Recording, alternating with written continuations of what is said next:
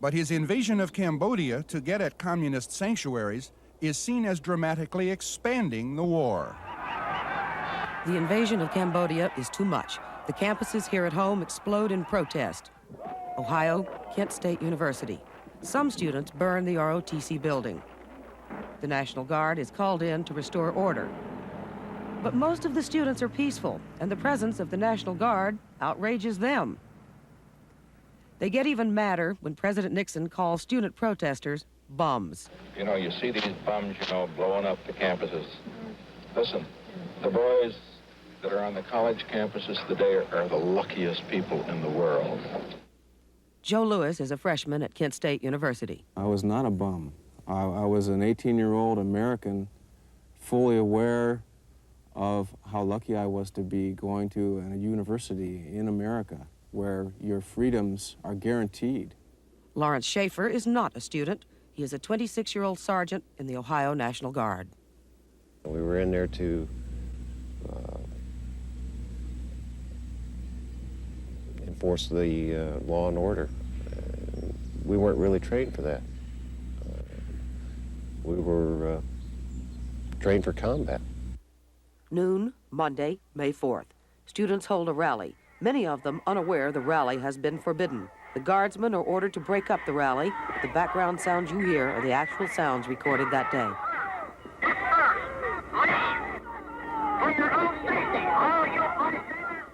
Another student, Barry Levine, is there with his girlfriend, Allison Krause. They hear the order to disperse. And the students reacted with more chants and a refusal to disperse. And then the guard started to move forward. The guardsmen chase students away from the university common. The method, tear gas. Among the last students to get away, Barry Levine and Allison Krause. Now the troops are on a practice football field. There is a fence on 3 sides. Guardsmen feel boxed in. From the adjacent parking lot, students jeer and taunt the guardsmen. Some, a few, throw rocks. I remember how, it was a light-colored brick. It was and just a half one, and it smacked. I heard a crack, and I thought, sure, my arm was broke. And that's when we decided, that enough's enough.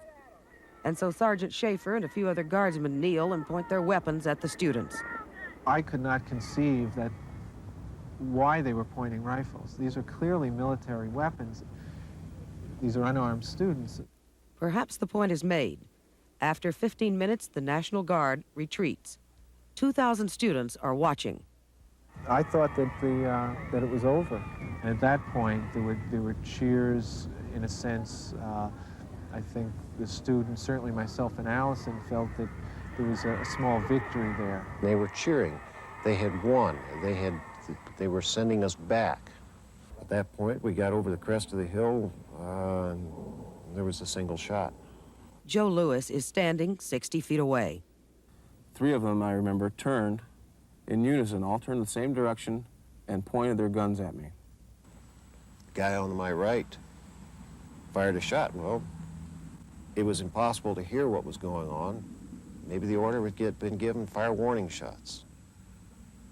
The guy on my right fired, so I figured, well, if he's firing, they must have given the order. I fired in the air. The first sound of it, I thought, well, they're firing their blanks. Immediately, I noticed at my feet there were puffs of dirt and cement from the sidewalk I was standing on, flying up into the air. I realized then that these guns had live ammunition. Although a photograph seems to show Joe Lewis standing still, Sergeant Schaefer believes Lewis is coming at him. I felt, not knowing, that if this person was going to inflict harm on us or myself, I had to use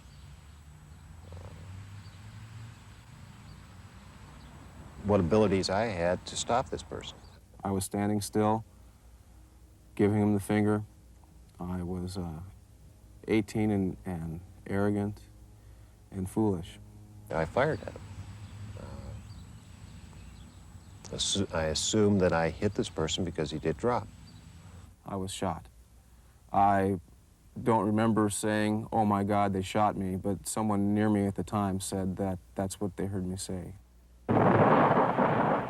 In 13 seconds, 67 shots are fired, all of them by the National Guard. As we ran, we ducked behind a car. Actually, I ducked behind the car, and Allison fell behind the car because by then she had been hit in the back with a bullet. And I didn't realize that for several seconds. She was on her back, and she was more or less calling to me that she had been hit. And for a few seconds that doesn't register because she didn't believe that there was live ammunition in those guns, but it was clear that she was shot and badly, and she was losing consciousness. And I was helpless, holding her in my arms, watching her bleed to death. On the way to the hospital, Allison Krause dies. She is 19. 3 other students, Jeffrey Miller, Sandra Scheuer, and William Schroeder, are also dead. 9 students are wounded.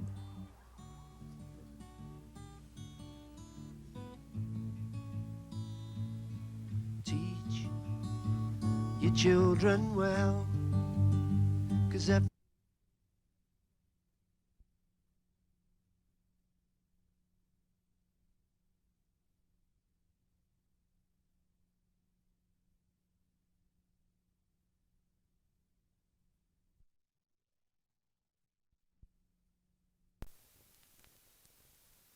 Student protest against the escalation of the war into Cambodia and the killing of the 4 Kent State students yesterday continued throughout the land, from California to New York. Here at Columbia University, the students had planned a meeting at Macmillan Theater scheduled to start at 8:30, but long before 6 o'clock, there were queue lines of students waiting to get into this theater auditorium. The featured speaker was William Kunstler, celebrated lawyer defending H. Rap Brown, the Panthers, and the Chicago 7. During his address, he unleashed scathing denunciation of those responsible for escalating during his speech.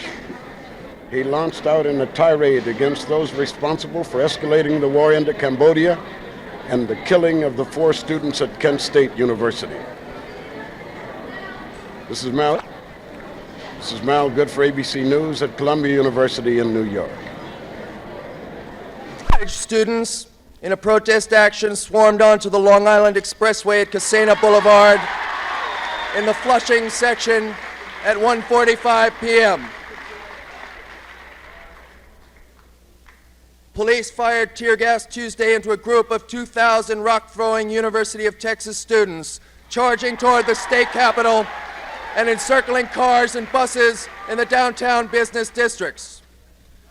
Yeshiva University students and faculty are on strike. Fordham University School of Social Service is on strike. This Tuesday afternoon... Thank you.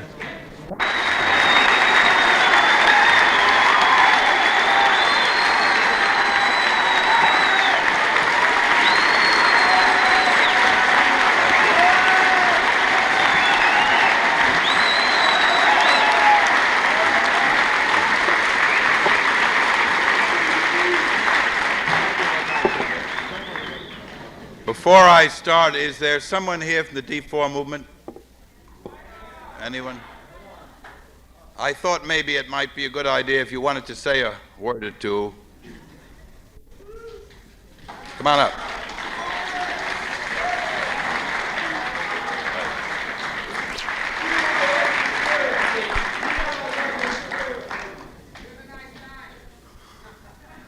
About the tie. It was made by one of the women with the conspiracy before we summed up, Elizabeth Cook. And I don't know whether it gave us good luck or bad, but you must say at least it's a colorful tie. And at least one of the colors is right.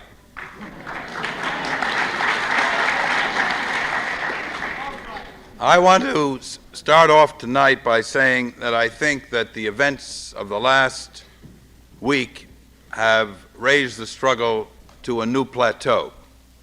I don't think we are tonight where we were 10 days ago. On one hand, the president, in what has been called a presidential war, has expanded the war out of its original indecency into another country. On the other hand, one aspect of that war machine has viciously and brutally murdered 4 and perhaps more young men and women on an American campus. These two events leave us today as changed as we can be. We cannot go back to 10 days ago. History has rolled on with what happened in this last week. It is now the time for American college students to declare first a national strike and then to encourage the entire economy to strike.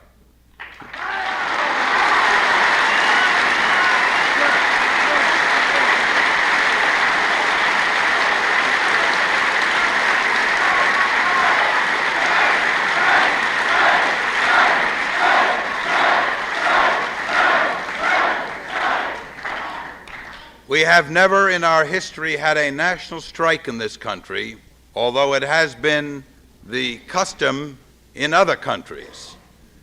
We have now an opportunity, through the leadership of the students in this country, pardon me, to at least begin that trail to a complete cessation of activities of any sort in this country until this many-headed evil that permeates our system, war, racism, poverty, the oppression of youth and women, and, of course, the daily murder that goes on among all participants, the willing and the unwilling, in Southeast Asia. We have the greatest issues in the world, the issues for which we criticized the German people during the Third Reich for sitting by while Adolf Hitler ran amok in the world. Now we are running amok in the world and in our own country. And we cannot sit here and yet condemn Germans for sitting there 2 decades ago and doing nothing. We must act now. This is a call to national action.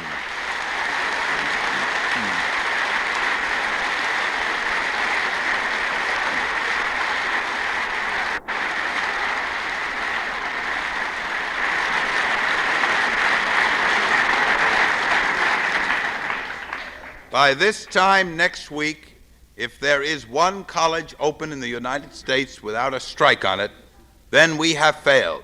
And I mean every institution, whether they be Jesuit, state, or run by our WASP friends, they must stop dead so that we can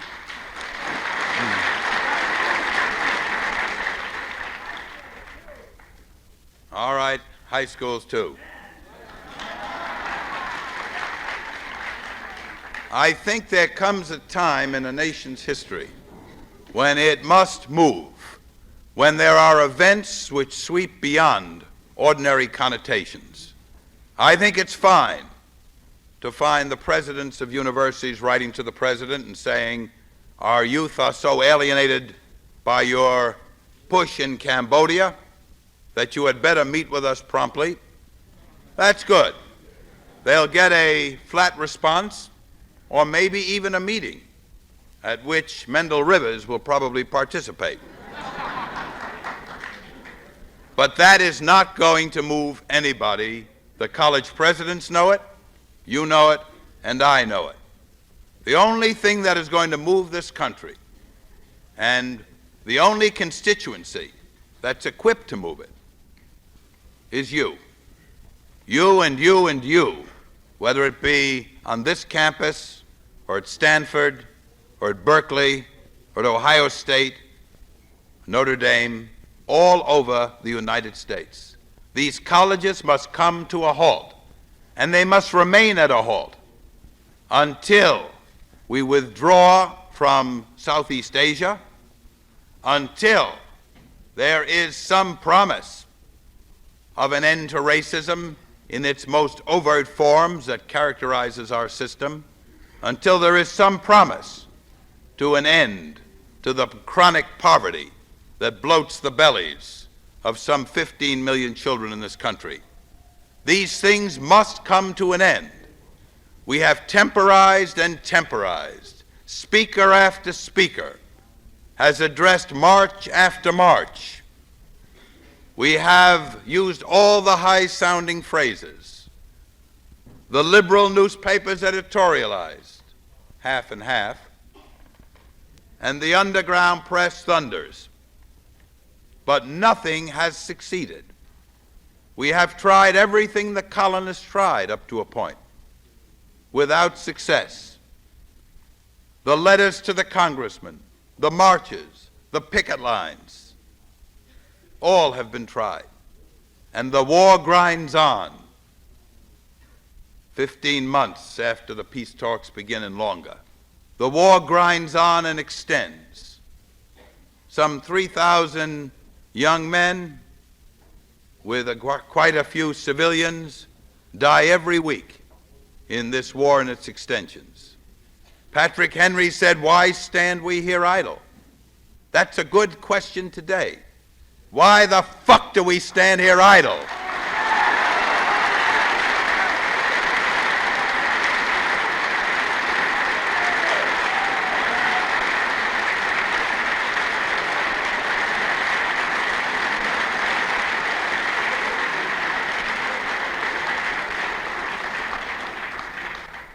He also said something about the next wind from the north will show that our brethren are already in the field.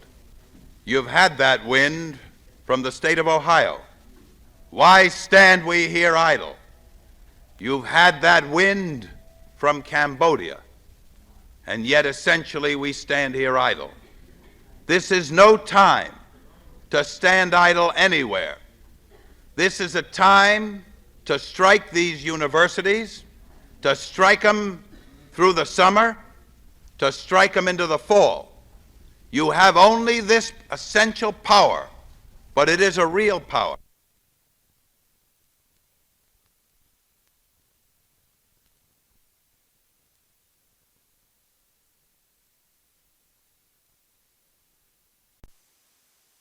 Now, clearly, the change is in the hands of the American people, who by their actions can literally and really circumscribe the president's penchant for war. And how can that be done? In my judgment, by supporting the Church, McGovern, and Goodell amendment that would cut off funds from the government for the conduct of war in Vietnam and Cambodia. I'm concerned about violence. All of us are concerned about violence. But I disagree with the President of the United States when in his given response, his given statement, his handed out statement, he could not even make it personally after the reports of the death of those 4 students. He suggested that dissent that is turned to violence invites tragedy. I think that he's got the whole situation backwards. The situation is not that. It's a national leadership which has turned dissent into an act of suspected treason that has invited violence and death. Not just the death of human beings, not just the death of young people, but the death of democracy itself.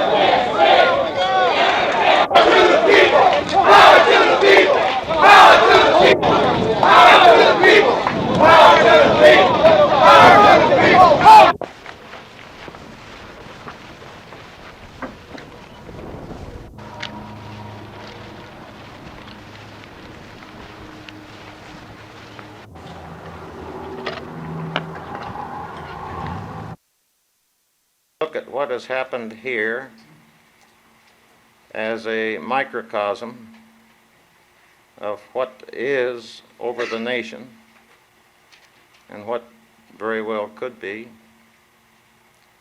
To go at it in depth and broadly. As a matter of fact, the National Guard was brought on by orders of the governor. Unfortunately, I was out of state at the moment. And as I understand it, the request was first lodged through the civil authorities of the city of Kent. However, I'm not going to second guess. I'm just afraid that had I been here and seen what was happening, I too might have requested the National Guard. And I think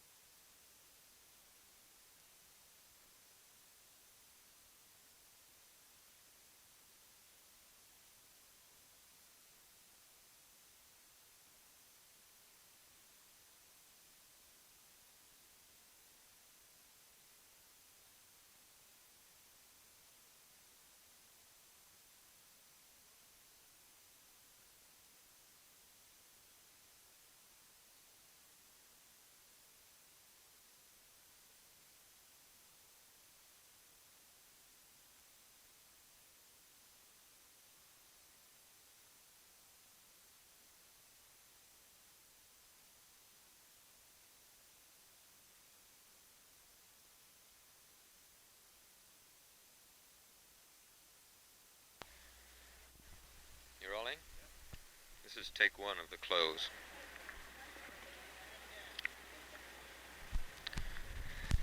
Many of the questions that seem so pressing at the moment will fade with time. Keep rolling.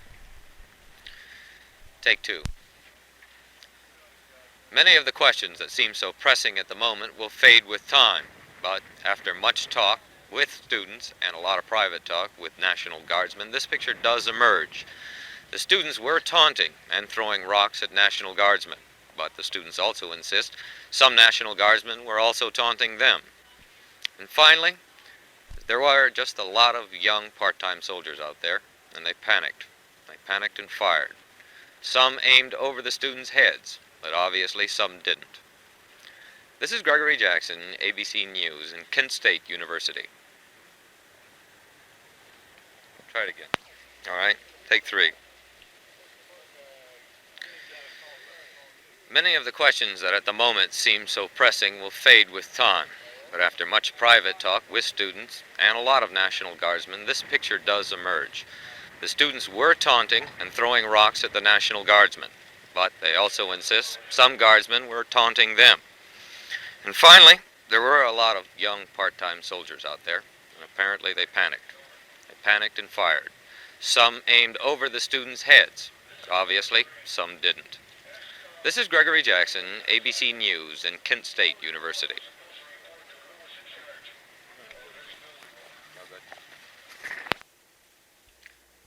The last take of the opening.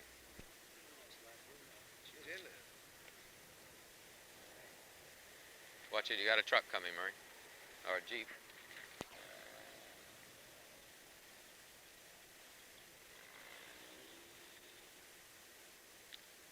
Rolling, Murray? Okay, this is the last take of the closer.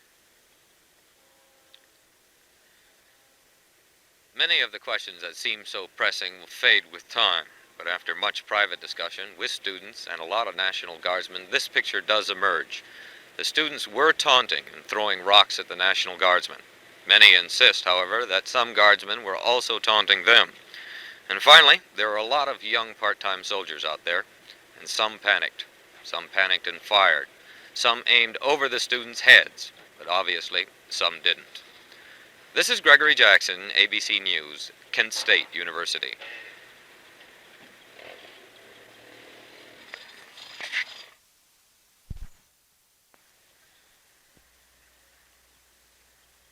You're rolling. This is definitely the last take.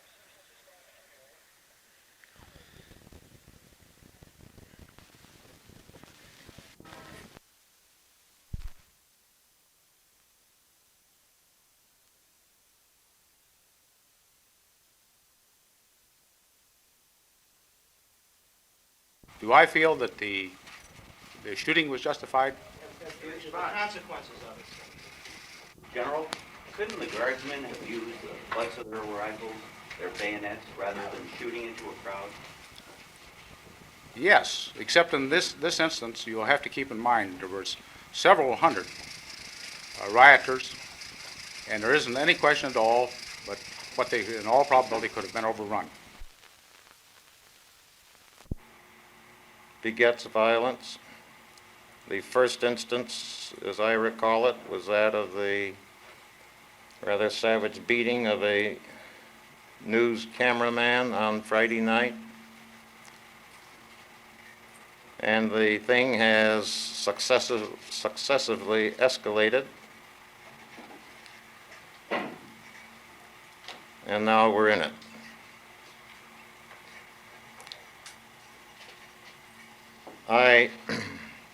I hope that the press and all media, TV and radio, are able to, well, I almost said are able to be unemotional, and of course that's not possible, but rather to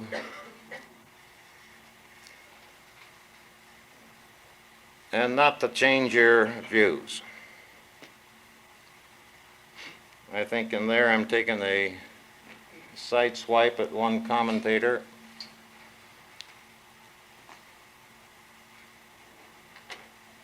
This commentator did not refer to me, but If I recall correctly, it was on a Friday afternoon, April 10, when Jerry Rubin spoke on this campus. He did not speak by invitation of the university, and no state monies went into his appearance. But at the same time, and I'll take the responsibility for this, we did not interfere with his appearance other than to make sure that certain security precautions were maintained and some amenities observed. For example, from that traditional center position that says, let us discuss fully and without limits, let us study fully and without limits, and let us come to a decision and a conclusion within orderly processes which are in themselves subject to orderly change. What I hear instead are those who say, let's have such and such without order, and those who say, let us have order without discussion. It's that combination of the two. It's that rigid centrist position which I see being eroded so rapidly. If I'm frustrated over something, I'm justified in taking extreme steps. If I don't like what I hear, I'm justified in stifling that person. Well, so much for that. All right, I've probably said a great deal too much already. Questions? President White, bringing National Guard troops onto the campus is the proper response to student-inflicted property damage, such as the burning of the ROTC. Had you been here, you might have. There are, incidentally, there are copious documents available to all of you. I have a few who have made it necessary for the National Guard. I don't know as I would know what alternative could have been done at the time under those circumstances. Well, I take it that you would like to see. You ask a question with two alternatives. My hope is that there's a third, that it would sober everybody, that on the one hand it would loosen up those rigidities and red tapes and procedures that do need to be loosened up.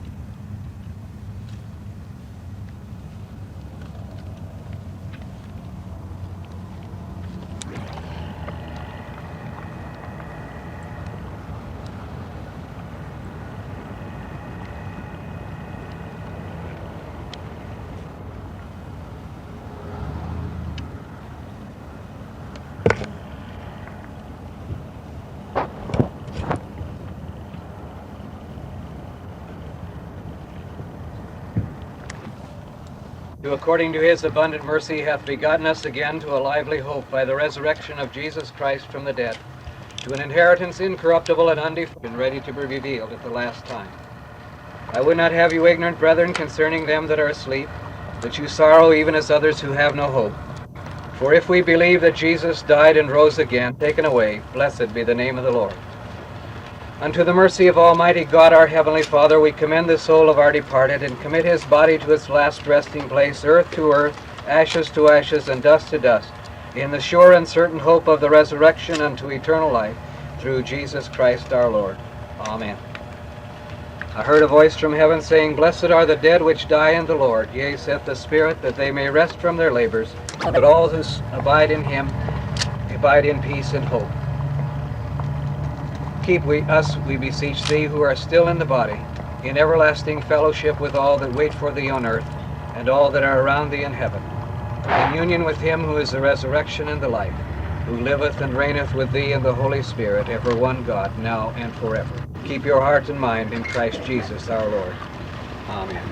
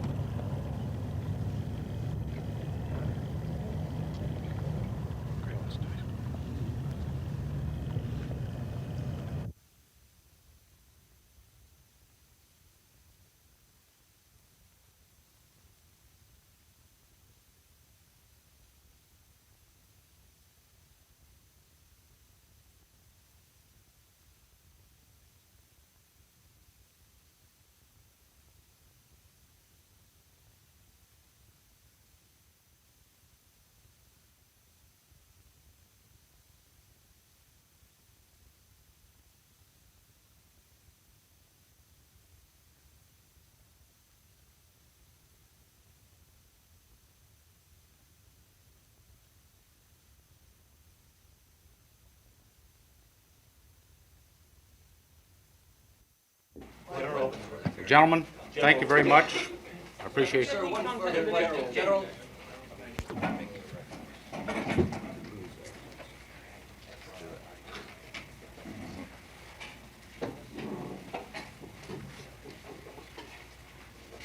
Ladies and gentlemen, I hope you'll appreciate the fact that matters have been both horrible, time-consuming,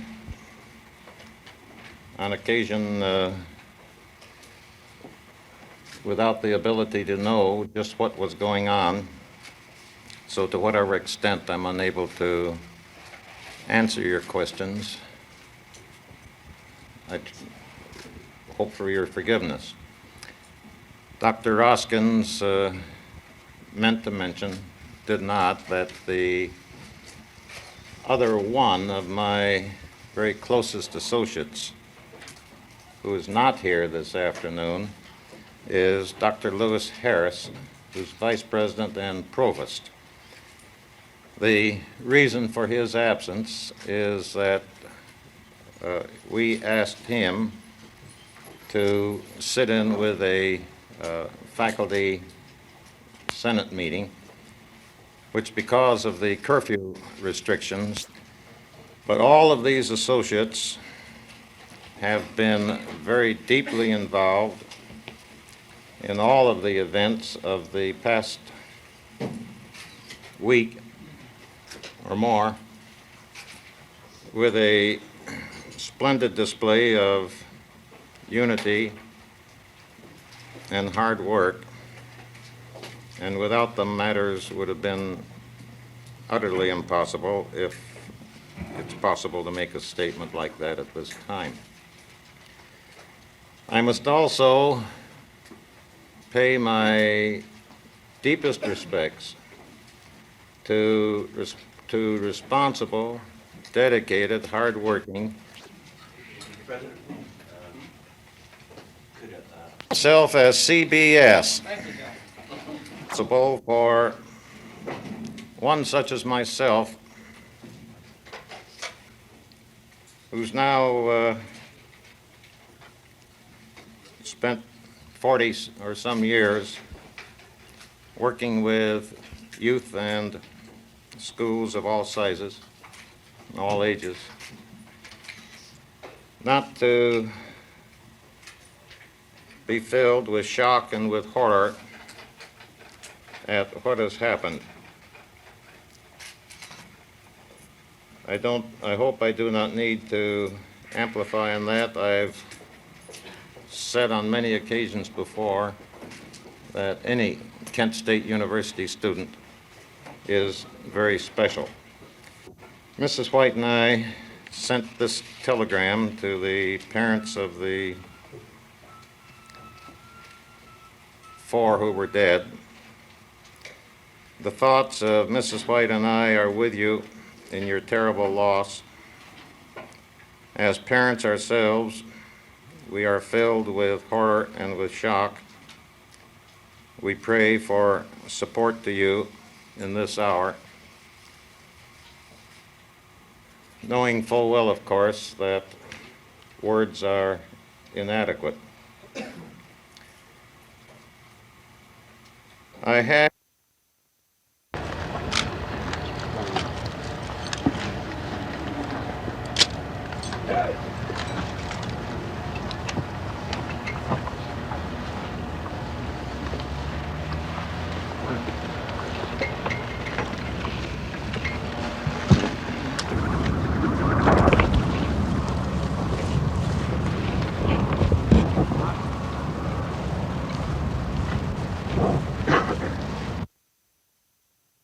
There was no order to fire.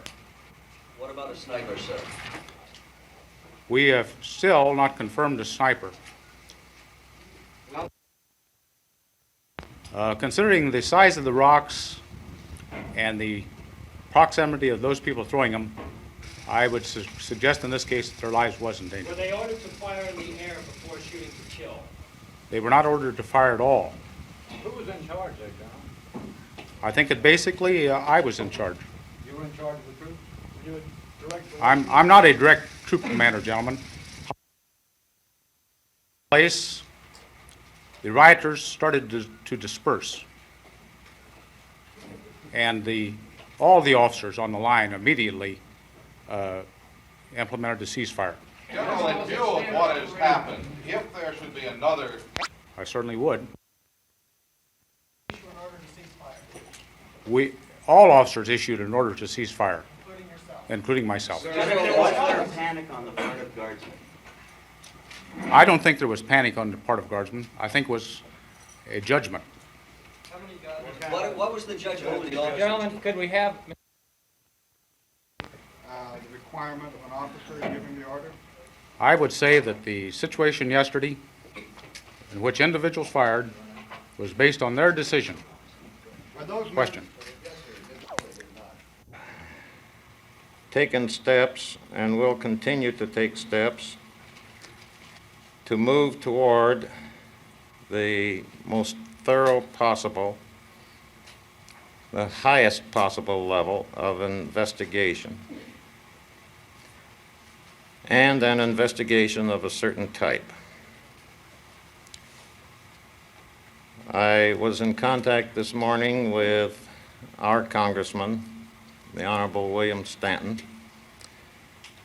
who himself has been pressing the White House, who served as chairman of the National Commission on the Causes and Prevention of Violence. I believe I had the title correct. He advised that in my place he would seek the same route. It had been my hope that his commission was still active so that it could be assigned that task. Unfortunately, the Eisenhower Commission expired legally last December 10. But in any event, we're all agreed that the kind of investigation we hope to see, not only at the highest level, but also one which will result in a full report, not simply conclusions, and which will refer to witnesses. We'll keep after that until we get the best possible answer we can, the highest possible, perhaps even a special commission at either the federal or the state level. One reason I feel that way, which I will amplify later, is because I do fear that the tragic happening is isolated neither in time nor in place.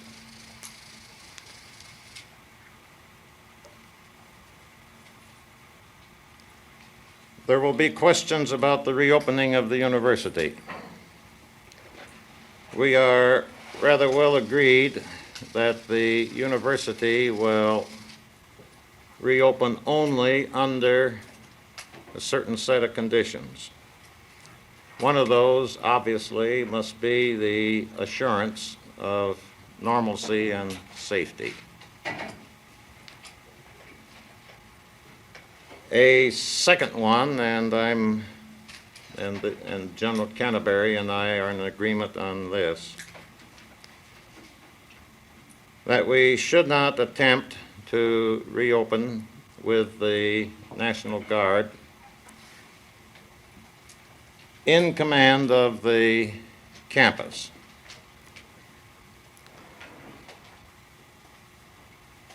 At the same time, it will be necessary, in the opinion of those of us who are studying the situation, it will be necessary to have something more than the usual campus security protection readily available. What form that would take, I don't know. Before we can... Take one of the clothes. Bill Schroeder got caught up in a demonstration against widening the war in Cambodia, and he was killed. Standing here in the rich valley of Lorain, Ohio, I suppose one has to say that suddenly the violence in Cambodia seems awful far away. The tragic violence in this country awfully near. This is Gregory Jackson, ABC News, Lorain, Ohio. One more. Take two. Bill Schroeder got caught up in a demonstration against widening the war in Cambodia, and he ultimately was killed.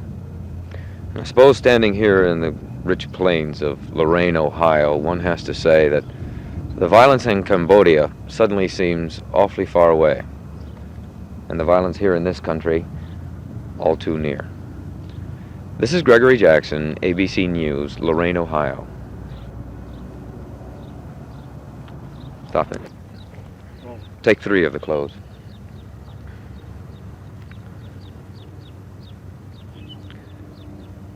Bill Schroeder died while caught up in a demonstration against widening the war in Cambodia. Standing here on the rich plains of Ohio, I guess one has to say that suddenly the violence in Cambodia seems awfully far away, and the violence in this country tragically all too near. This is Gregory Jackson, ABC News, Lorain, Ohio.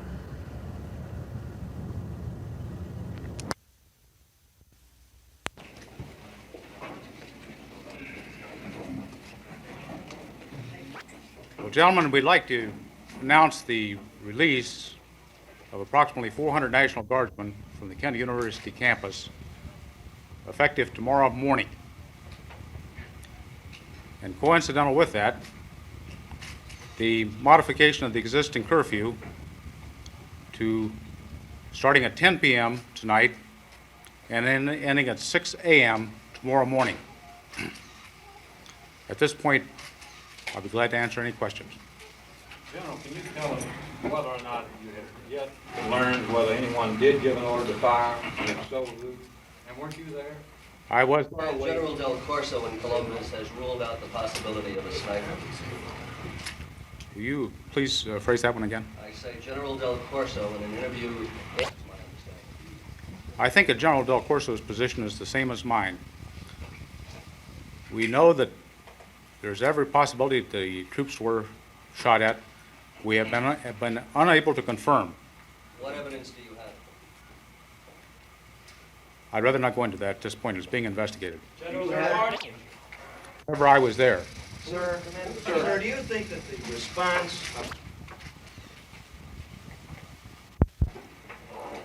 I think the near rioters were probably within a distance of 10 or 12 feet at that time. General, can you tell us, General, can you tell us who issued the ceasefire order and how he determined the lives of the guardsmen no longer were in danger? When the shooting, In the event of a situation. if I'd like to amplify on this, the National Guard at this point is perhaps the only resource available to quell campus disturbances. Now, the Highway Patrol is available, but they do not have the numbers to deal with this type problem. Do you think the guardsmen can deal with as complicated and difficult an issue as this, as well as, let's say, federal troops full-time on it? I think they can deal with it equally as well as federal troops. They loaded this time. The standard operating procedure for the Ohio National Guard is to make it clear publicly and to go in with weapons loaded. In all previous riots in this state, this has acted as a deterrent, and I think has contributed to a small number of casualties. Were the students informed that the rifles were loaded? Not specifically before they started up the hill. What were they told? What were the students told?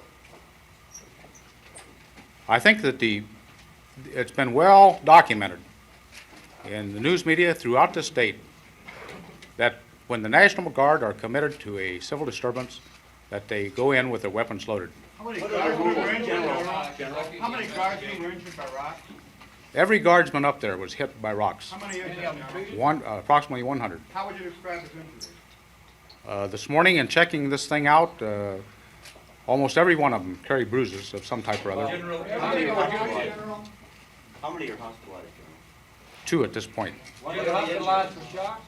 Heat prostration? General, were you hit by rocks? Gentlemen, if we can have one question at a time, I can do better. Were they be a raising of hands, and the general will point to someone and try to. How many shots? At this point, our investigation indicates 16 or 17. How many rounds? A total of 35 rounds. Were blanks fired first?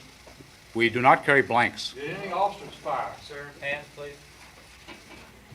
do these troops, are they permitted to fire on their own if they feel that they're in danger?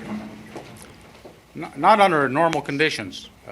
Under normal conditions, an order to fire is given. However, under these conditions, there was no normalcy. Do you think they used bad judgment? Is that what you meant before, sir? No, that isn't what I meant.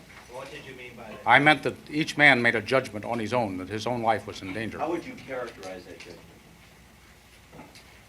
I would characterize that judgment as one made by each individual, and I'm unable and unwilling to try to go through the mental process of an individual at that time. Well, as a general, as a National Guard general, do you think the judgment was proper? General, it's under the right manual. I don't think you're entirely correct. I do think, however, that under normal conditions, that an officer usually directs troops to fire. Would you say, though, that the conditions that prevailed yesterday preclude? I would like to point out that while the crowd dispersed temporarily, there were still several hundred of them up there, and they immediately closed in and around the fallen students. When we returned to the Commons, we immediately dispatched ambulances to evacuate the wounded. I will not comment on that point at this time. This is correct. Some of these units have been used. Who is conducting the investigation? Is it a military body or a civilian body?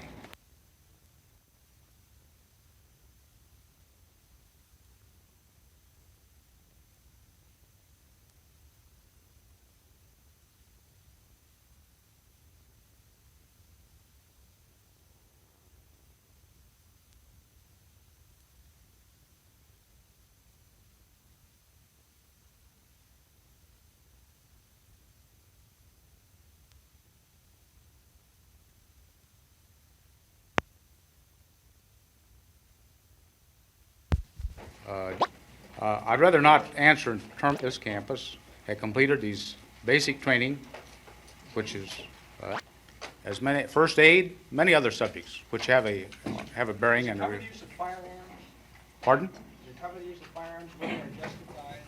Use of, well, you're talking about now a policy and a program. And I would point out that every member of the National Guard is issued a set of standard operating instructions. I would advise the students across the nation that they have a responsibility on maintaining a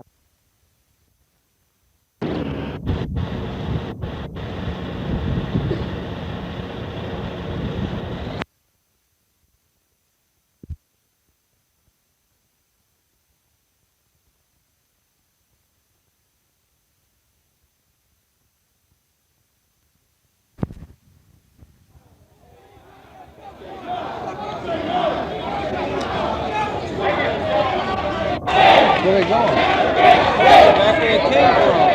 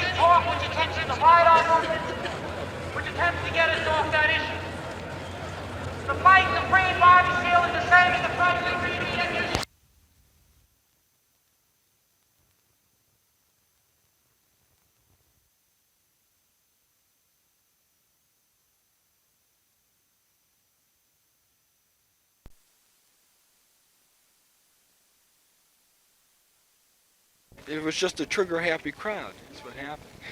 What did you do when the bullets said? Did you hit the ground or did you run or what? No, I ran. Because the bullets were hitting the ground, and I figured I was just going to try to get out of the range of the bullets and take my chances, because I saw one person on the ground, and he got hit. Not bad. He got hit in the leg. And I just kept running. After about 5 or 6 seconds, they did stop.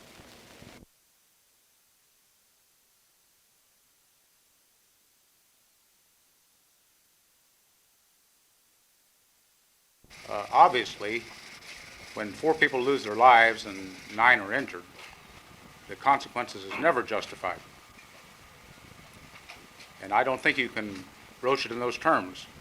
I do think you have to approach it in the terms of the lives of the guardsmen that was being jeopardized. This is the only justification. Toward the parking lot. A half hour after the shooting, police say an empty shell casing was found on the parking lot facing the guard. A casing unlike any used by the guardsmen and giving further fuel. We were over at Blanket Hill, which is near Taylor Hall, and the troops forced us on top of the hill going down towards Tri-Towers. And once we got down there, there's a group of maybe 50 to 100 National Guard, which was they were tear gassing surrounding area all around with as much tear gas as they had.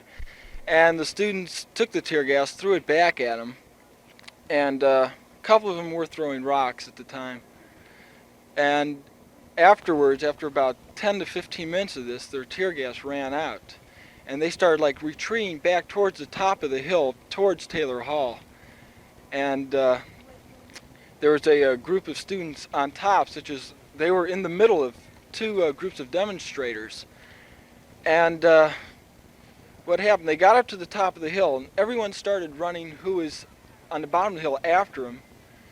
And when they got to the top of the hill, they turned around, and I heard one shot came from the top, and then a couple more shots followed it, and well, it was just like a stream of bullets. I was running back towards Tri-Towers, and as I was running, there was like a blanket of bullets going around me, and glass in the cars parked nearby were shattering. I saw one person go down who was, about 50, 75 feet away from the fire. He was shot in the head, and I don't know, he immediately was just out. Somebody ran over to him, and like his head just didn't exist. They were just Arnie. All right. What grade are you in? Huh? What?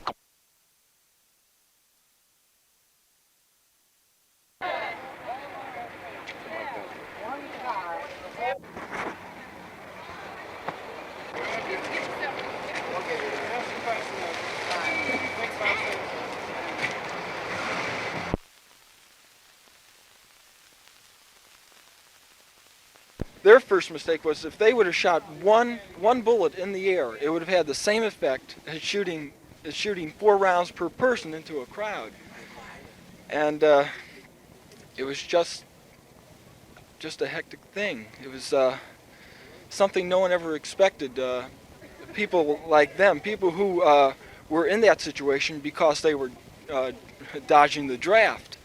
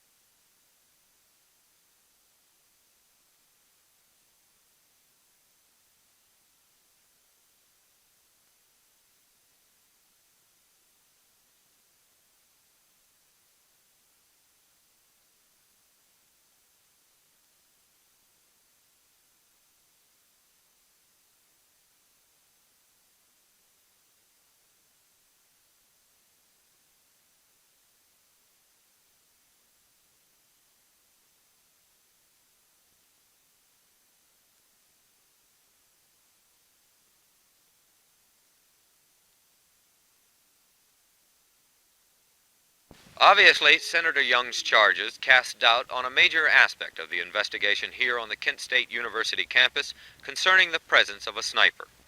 The shooting took place here on this sweep of lawn, part of something known as Blanket Hill in the springtime.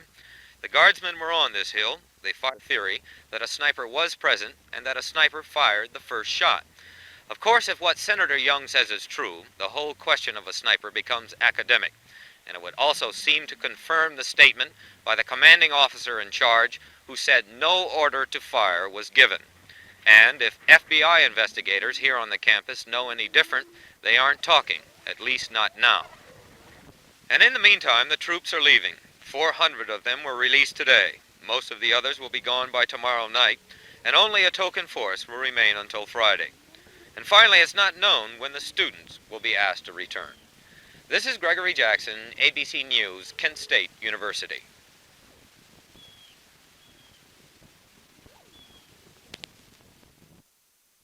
This is take 1A.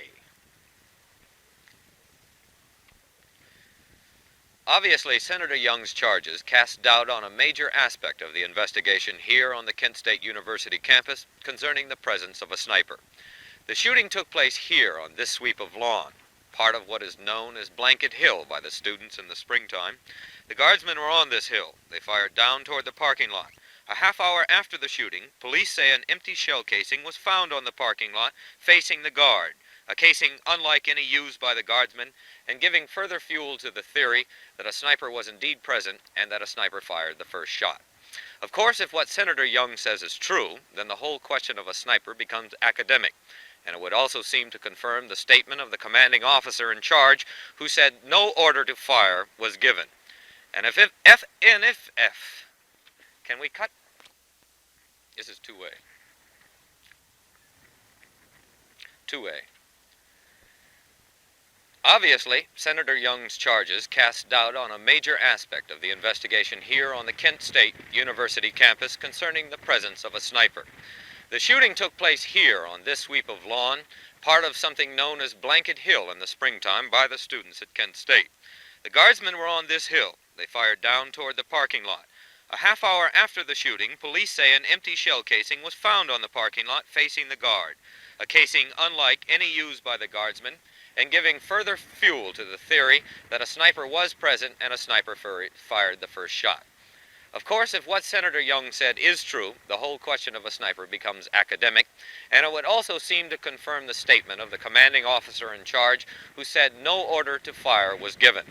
And if FBI investigators here on the campus know any different, they aren't talking, at least not now.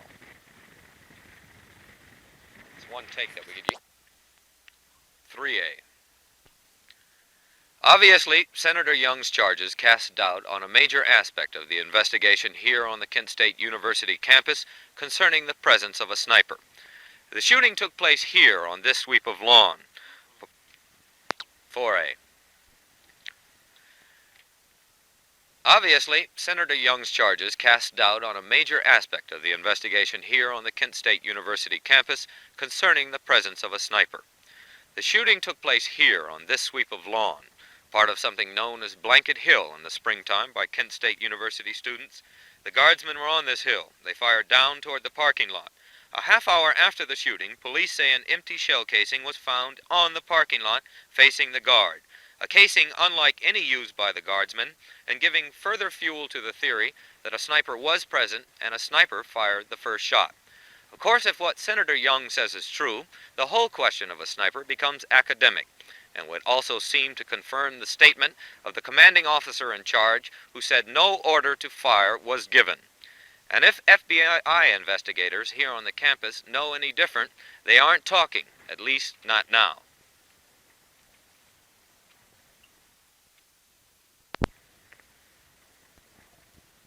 This is 4A. That's on track. And in the meantime, the troops are leaving. 400 of them were released today. Most of the others will be gone by tomorrow night, and only a token force will remain until Friday. It's not known when the students will be asked to return. This is Gregory Jackson, ABC News, Kent State University. One more take. And in the meantime, the troops are leaving. 400 of them were released today. Most of the others will be gone by tomorrow night, and only a token force will remain until Friday. It's not known when the students will be asked to return. This is Gregory Jackson, ABC News, Kent State University. One more, keep rolling. Third take.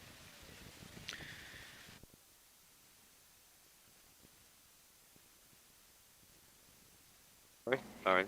You were there also. Tell me, pretty much as I talked to him, you'd just gone down the hill, or you're coming back up, or what? Well, I won't be. We're not running anything. Just yeah, okay. be talking. Tell me, well, what are you going to do now that school's out? What are all those kids going to do? 19,000 of them can't. Well, what's happening right now? They're all going home. The guard goes out. Some of the police to go out, because there's about 2,000 on reserve that aren't even on campus now in Ravenna, and try to wait till they get out. Try to hold a peaceful demonstration, get our point across peacefully, because with the National Guard and the police there, it only kind of gets everybody uptight, and they putting on the curfews. It's just point across peacefully. Like today, they were handing out flyers saying to write to your local representative, tell them about what is going on, and have him take care of it for you while you hold peaceful demonstration. That's what we're going to try to do. What's going to happen at Akron U, I have no idea, because I really don't have a whole lot of respect for apathetic Akron U. And I was surprised even to hear on the news. That's how I learned about the demonstration down here, what was going on. I was really surprised to hear that. There's there's plans at Akron U to call a student strike Wednesday. I can't see why waiting until Wednesday. Why not do it tomorrow, you know? And this.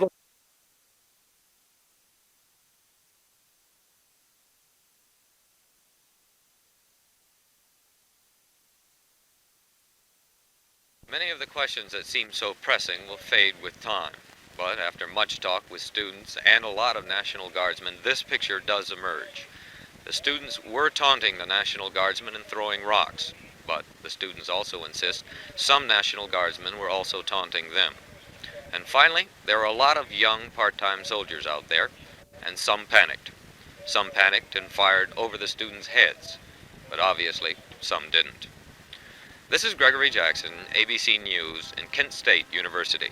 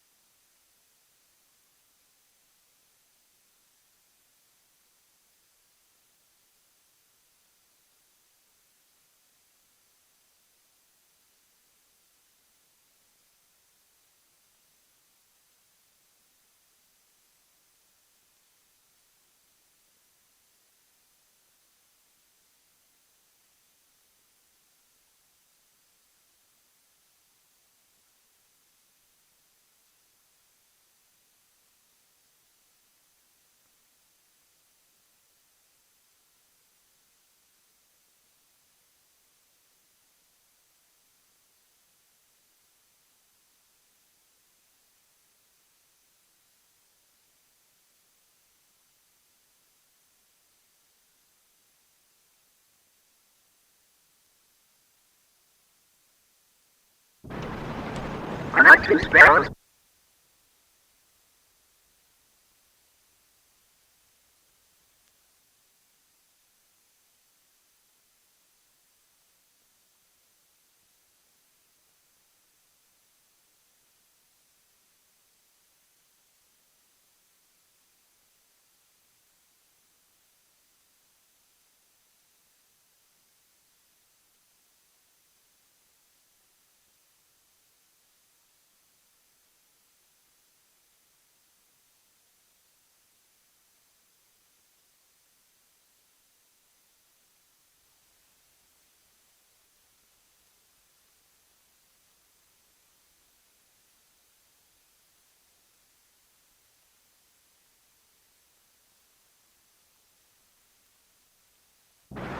In my Father's house are many mansions.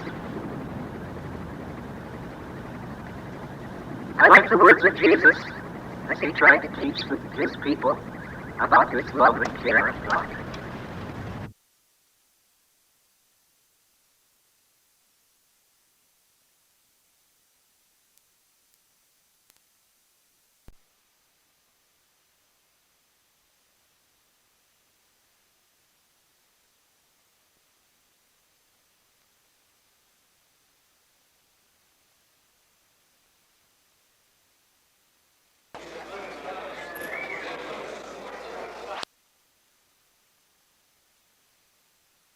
By the intensity of the protest against your decision. Briefly, this country is not headed for revolution.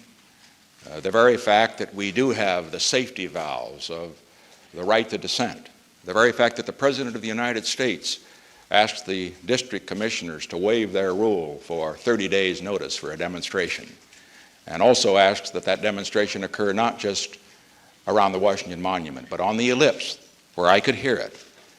And you can hear it pretty well from there, I can assure you. That fact is an indication that when you have that kind of safety valve, you're not going to have revolution, which comes from repression. Now, the second point with regard to repression, that is nonsense, in my opinion. I do not see that the critics of my policies, our policies, are repressed.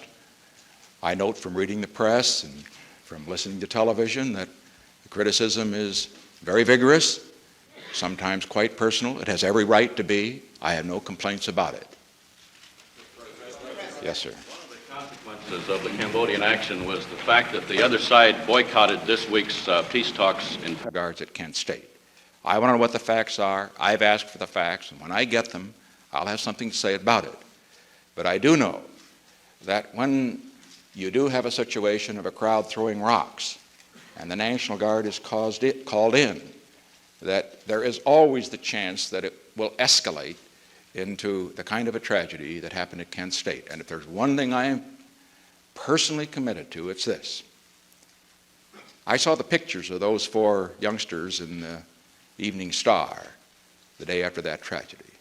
And I vowed then that we were going to find methods that would be more effective to deal with these problems of violence, methods that would deal with those who would use force and violence and endanger others, but at the same time would not take the lives of innocent people. Yes, sir. Ms. Dickerson. After you met with the 8 university presidents yesterday, they indicated that you had agreed to tone down the criticism within your administration of those who disagree with you. Yet tonight, Vice President Agnew is quoted all over the news programs as making a speech which includes these words, that every debate has a cadre of Jeremiahs, normally a gloomy coalition of choleric young intellectuals and tired, embittered elders. Why? Ms. Dickerson, I've studied the history of this country over the past 190 years. And of course, the classic and the most interesting game is to try to drive a wedge between the president and the vice president. And believe me, I had 8 years of that, and I'm experienced on that point. Now, as far as the vice president is concerned, he will answer for anything that he has said.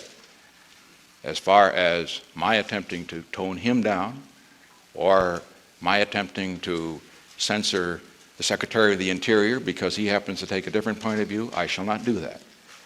I would hope that all the members of this administration would have in mind the fact, a rule that I have always had, and it's a very simple one. When the action is hot, keep the rhetoric cool.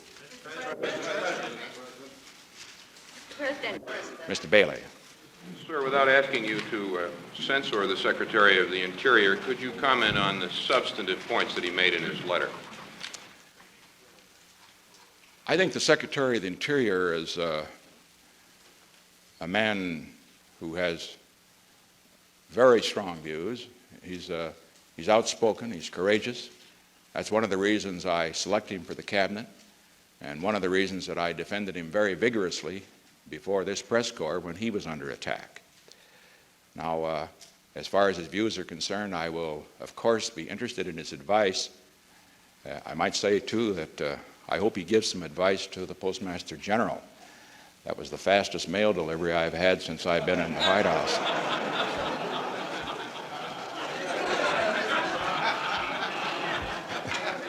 Yes. Will you see any of the demonstrators tomorrow in the White House? Will you talk with them? If arrangements are made by my staff so that they can come in to see me, I'll be glad to. I talk to great numbers of people. I will be there all day long, and as a matter of fact, I'll be there tonight, tomorrow, as well. But sometimes it is quite difficult to arrange which group should come in. I know members of my staff will go out to see them. I've asked all the younger members of my staff to talk to the demonstrators and try to get their views, as we did on November 15th and October 15th, and I'll be glad to see them if some of them are available. Thank you, Mr. President. Could I ask the members of the press to wait one minute? Meaningful communications with this college-age generation, and how? I would like to try as best I can to do that. It is not easy. Sometimes they, as you know, talk so loudly that it is difficult to be heard, as we've learned during the campaigns and also during the appearances that many of the cabinet officers have made on university campuses. However, on an individual basis, I believe that it is possible to do what I have been doing, to bring representatives of the college and university communities to my office, to talk with them, to have a dialogue. I'm very glad that Chancellor Hurd, the Chancellor of Vanderbilt, has agreed to take 2 months off from his very important responsibilities in that position to work with us in the administration to see if we cannot develop better lines of communication both to school administrators but also to school students. When I came to the presidency, I did not send these men to Vietnam. There were 525,000 men there. And since I've been there, I've been working 18, 20 hours a day, mostly on Vietnam, trying to bring these men home. We brought home 115,000. Our casualties were the lowest in the first quarter of this year in 5 years. We're going to bring home another 150,000. And as a result of the greater accomplishments than we expected in even the first week of the Cambodian campaign, I believe that we will have accomplished our goal of reducing American casualties and also of hastening the day that we can have a just peace. But above everything else, to continue the withdrawal program that they're for and that I am for. Yes, sir. On April 20th, you said Vietnamization was going so well that you could pull 150,000 American troops out of Vietnam. Then you turned around only 10 days later and said that it was Vietnamization was so badly threatened you were sending troops into Cambodia. Would you explain this apparent contradiction for us? No, I explained it in my speech of April 20th, as you'll recall, because then I said that Vietnamization was going so well that we could bring 150,000 out by the spring of next year, regardless of the progress in the Paris peace talks and the other criteria that I had mentioned. But I also warned at that time that increased enemy action in Laos, in Cambodia, as well as in Vietnam, was something that we had noted, and that if I had indicated and if I found that that increased enemy action would jeopardize the remaining forces who would be in Vietnam after we had withdrawn 150,000, I would take strong action to deal with it. I found that the action that the enemy had taken in Cambodia would leave the 240,000 Americans who would be there a year from now, without many combat troops to help defend them, would leave them in an untenable position. That's why I had to act. Yes, sir. Mr. President, some Americans believe this country is heading for revolution, and others believe that crime and dissent and violent demonstrations are leading us to an era of repression. I wonder if you would give us your view of the state of the American society and where it's heading. Well, that would require a rather extended answer. Paris, and there's some question as to whether our side will attend next week. Have you made a decision on that? Our side will attend next week. We expect the talks to go forward, and at the time that we're cleaning out the enemy sanctuaries in Cambodia, we will pursue the path to peace at the negotiating table there and in a number of other forums that we're presently working on. Mr. Harner. Secretary of Defense Laird said last week that if the North Vietnamese troops should move across the DMZ in force, he would recommend resumption of the bombing. What would be your reaction to such a recommendation in those circumstances? I'm not going to speculate as to what the North Vietnamese may do. I will only say that if the North Vietnamese did what some have suggested they might do, move a massive force of 250,000 to 300,000 across the DMZ against our Marine Corps people who are there, I would certainly not allow those men to be massacred without using more force and more effective force against North Vietnam. I think we have warned the leaders of North Vietnam on this point several times, and because we have warned them, I do not believe they will move across the DMZ. On April 30th, you announced that you, as Commander-in-Chief, were sending in U.S. units and South Vietnamese units into Cambodia.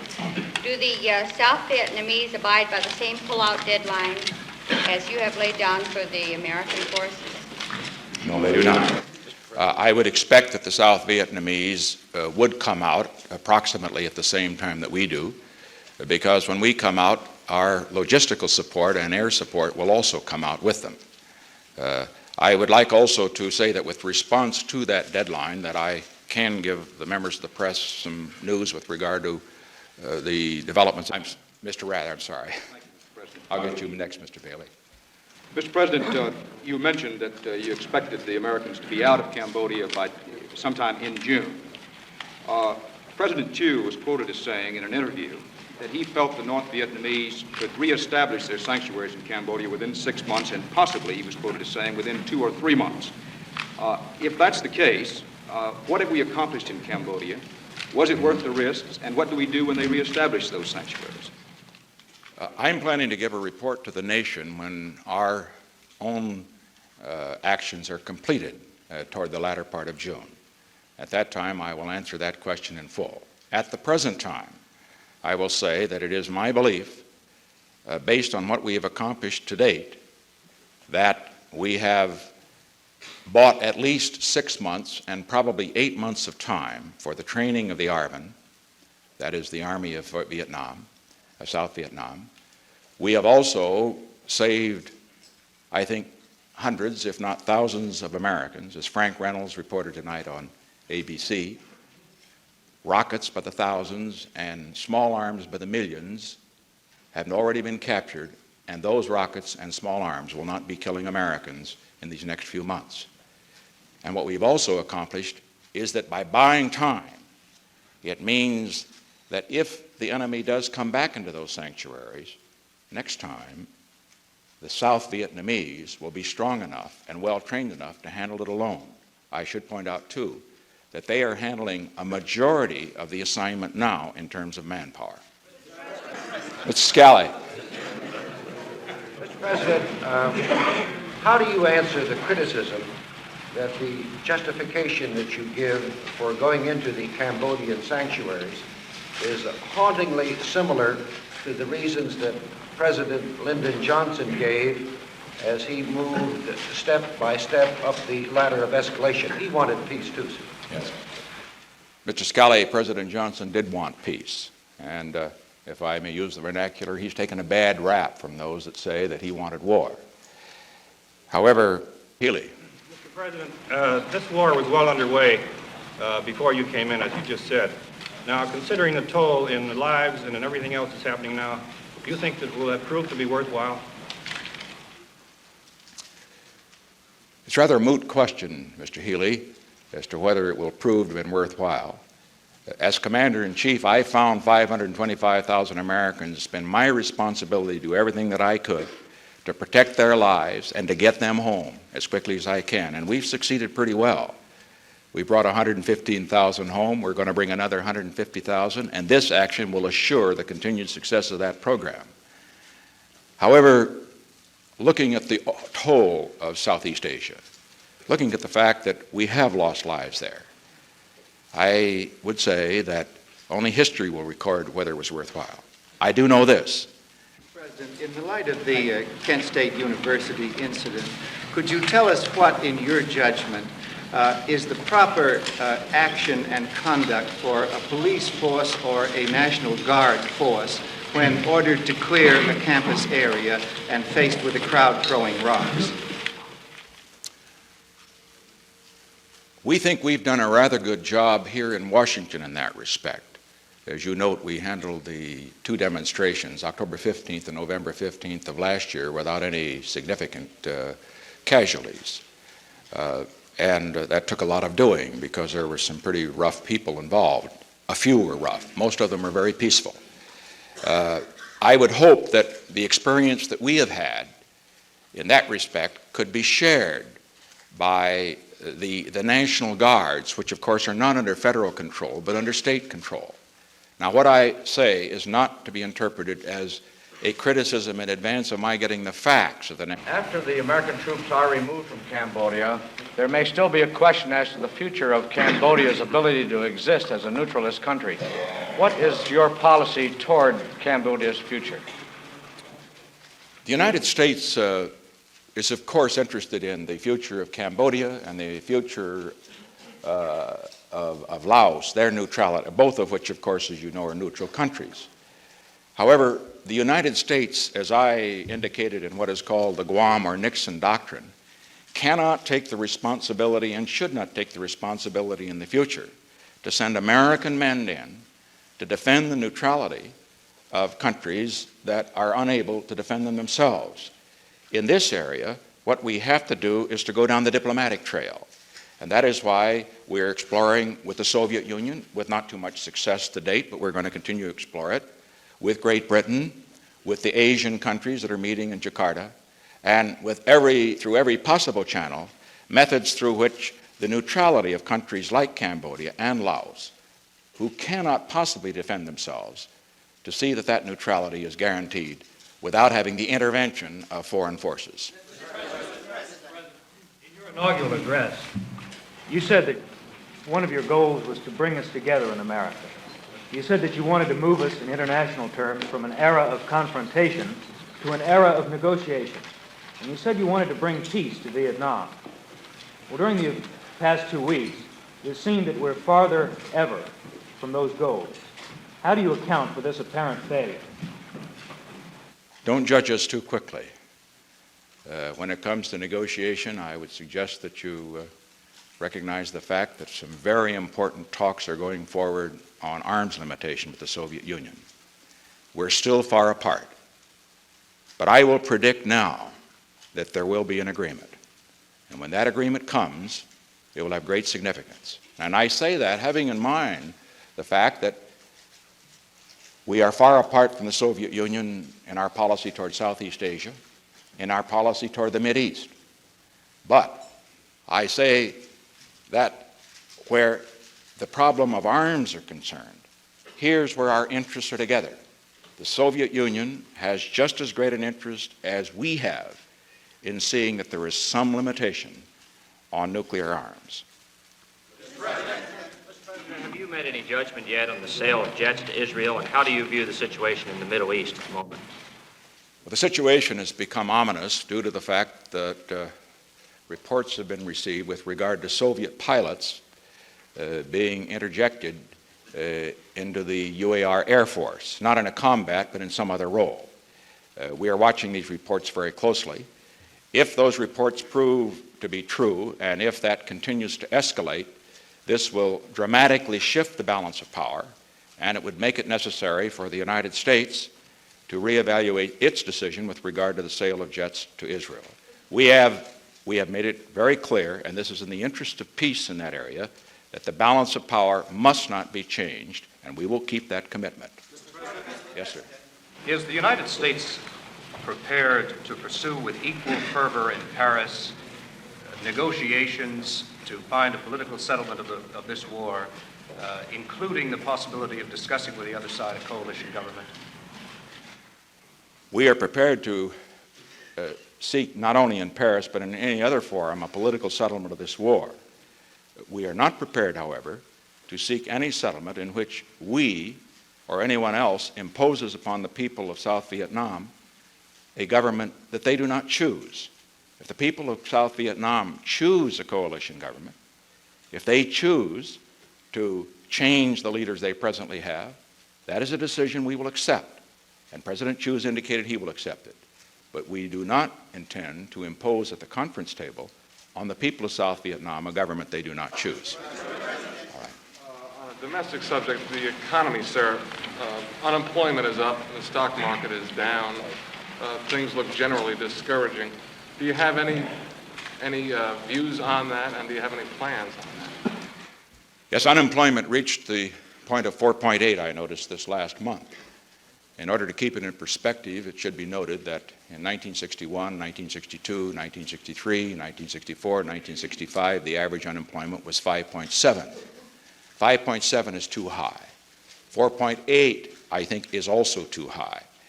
But the unemployment we presently have is the result of the cooling of the economy in our fight against inflation. We believe, however, that as we look through the balance of the year, that we will begin to see a moving up in our gross national product in the last of the second quarter and throughout the third and fourth quarters. I believe that by the end of the year, we will have passed the $1 trillion mark in terms of GNP. I believe that the year 1970 will be a good year economically, a year in which unemployment, we hope, can be kept below the average that we had in the early 50s, 60s, which was much too high.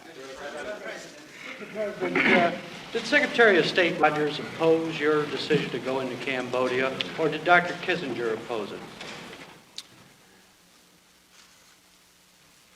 Every one of my advisors, Secretary of State, Secretary of Defense, Dr. Kissinger, Director Helms, raised questions about the decision. And believe me, I raised the most questions because I knew the stakes that were involved. I knew the division that would be caused in this country.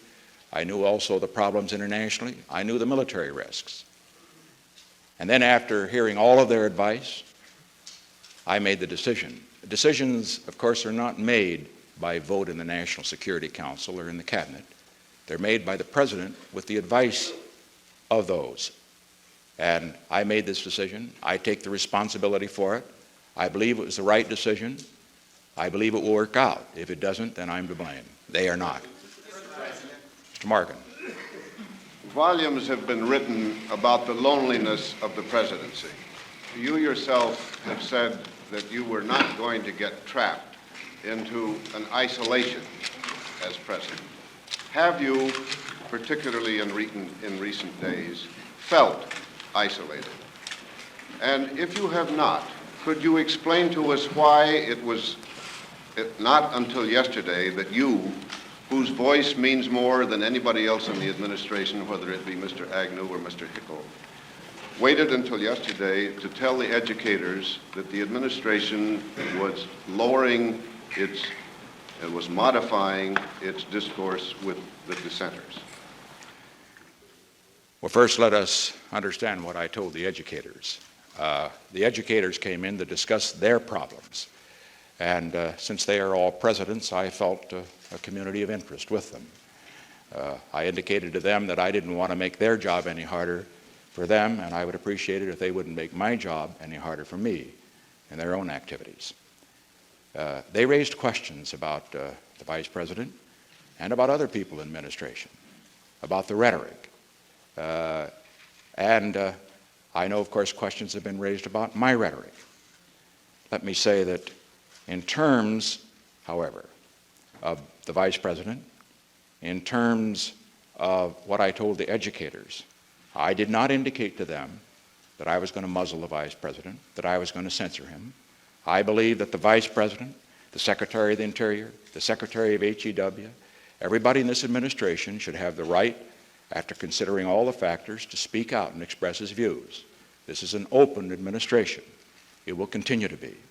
Early in the news conference, saying that the troop withdrawals would continue, you said that a year from now there would be 240,000 American soldiers in Vietnam. Don't hold me to the exact figure. I haven't said that. Yeah. That's 185,000 less. Are you announcing a larger withdrawal tonight? No, I wasn't. I was indicating a range, but don't get the impression that we might not get that low also, because you understand we're going to go forward on the negotiating track at this time, and I am not among those who has given up on that track. I still think there's a possibility of progress there. Moment. For 26 years, a member of this press corps did just what Frank Cormier did then. He was known as the man who said, "Thank you, Mr. President." 3 weeks ago, he met a tragic death. And as we close this conference, I would like to suggest that we all stand for a moment in memory of Miriam Smith.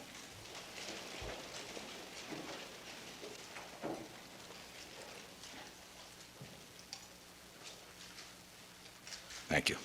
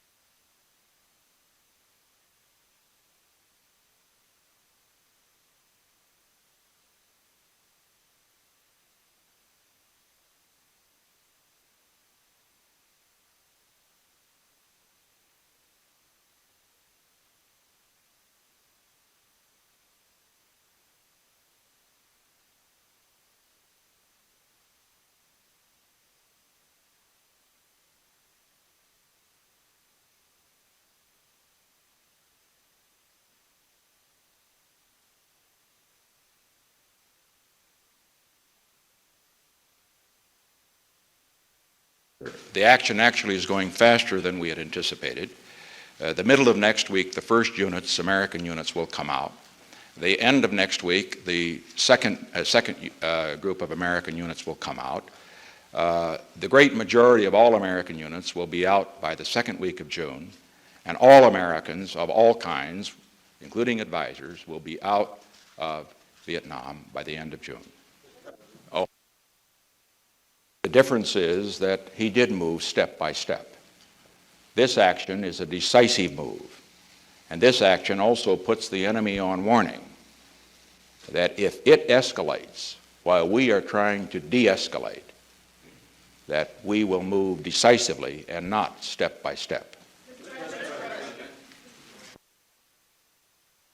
Now that America is there, if we do what many of our very sincere critics think we should do, if we withdraw from Vietnam and allow the enemy to come into Vietnam and massacre the civilians there by the millions as they would, if we do that, let me say that America is finished insofar as a peacekeeper in the Asian world is concerned.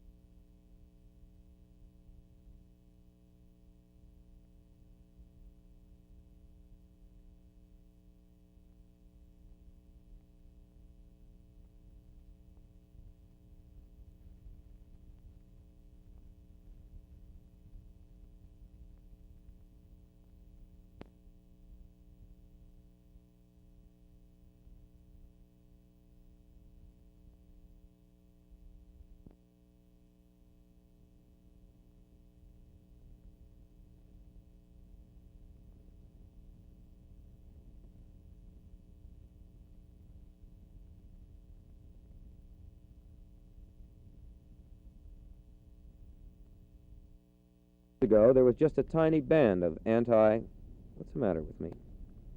Again, third one. Only a couple of years ago, there was just a tiny band of active anti-war radicals, and with their weekly silent vigils and long hair, they were kind of the campus crazies. Maybe I better read the closer, too, just in case it doesn't work. I'll read the whole closer in case the on-camera closer doesn't work.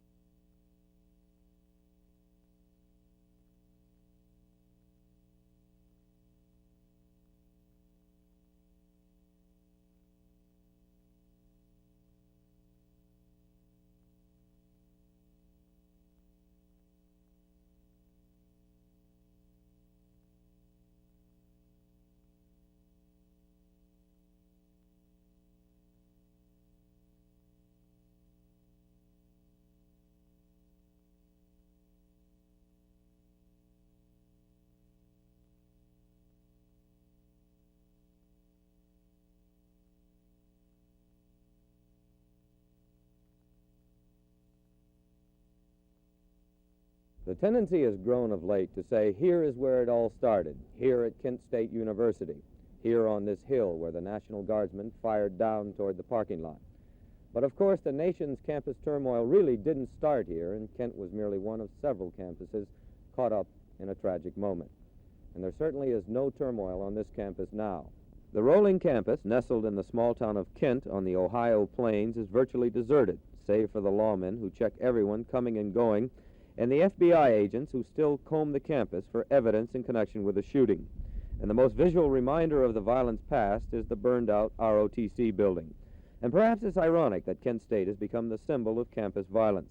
Today was to have been Campus Day, one of those traditional frivolous moments right after midterms when they closed down Main Street and the college had a parade and floats and everybody drank a lot of beer. Now the 19,000 students will not be allowed to return until the summer quarter. And perhaps the students will return here, return in the springtime to this sweep of lawn that they call Blanket Hill. But today, on this closed-down campus, all that seems very far away indeed. This is Gregory Jackson, ABC News, Kent State University.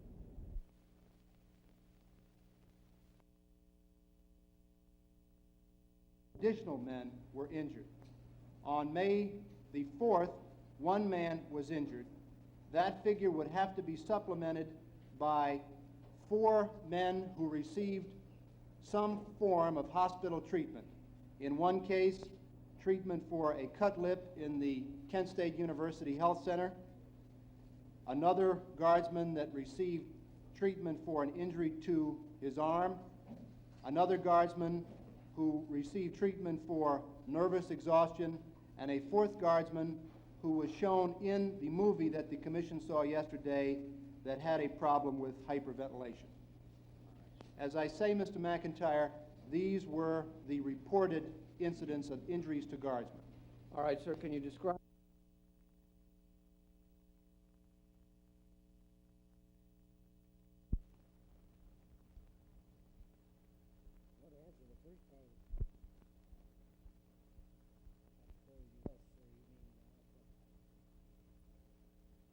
We unfortunately do not know how many crimes are deterred by the fact that our people are armed. I would say this, that you could feel insecure in your office if the campus police were disarmed.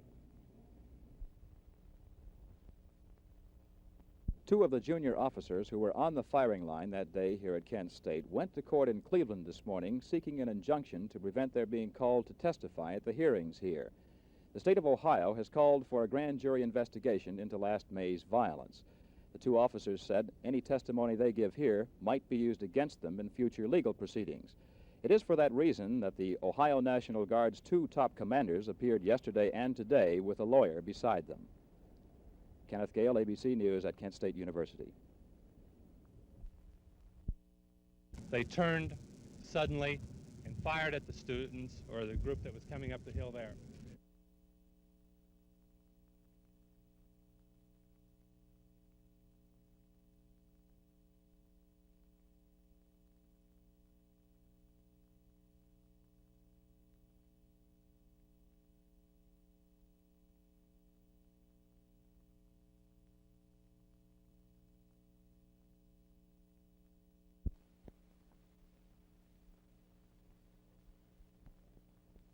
The radicalization that is going on today all across the country, and it has culminated in what we saw in the early part of May, where every school in the country shut down and now are beginning to open up again, beginning to use universities as engines of anti-war activity to go out and bring in the rest of the community into the anti-war movement and into the movement for social change in this country.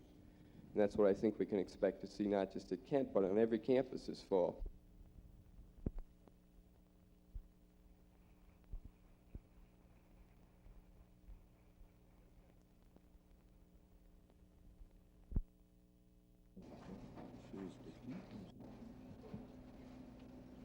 Now, with respect to whether or not they fired up or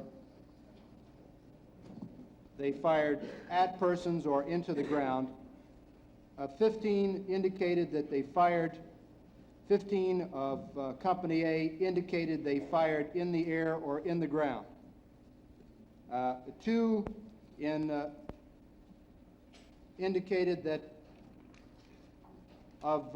Company C admitted firing but not at the demonstrators. 7 in Company or Troop G admitted firing but not at students. 2 .45 caliber rounds into the crowd. And another indicated he fired once in the air, ejected a shell, and then fired again. And 1 indicated that he had not fired in that particular group interview. That's the best information I have at this time. From that information.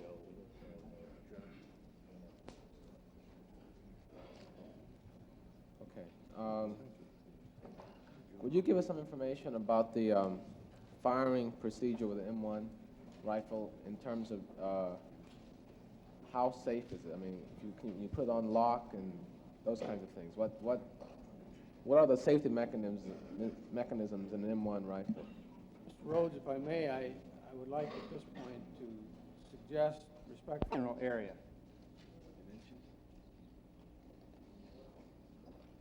This is exhibit number Q15 with the pieces of tile or pipe.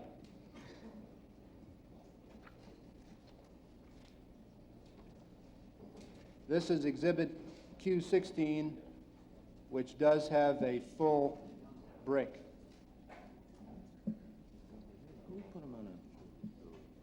All during its efforts both here and in Jackson State in particular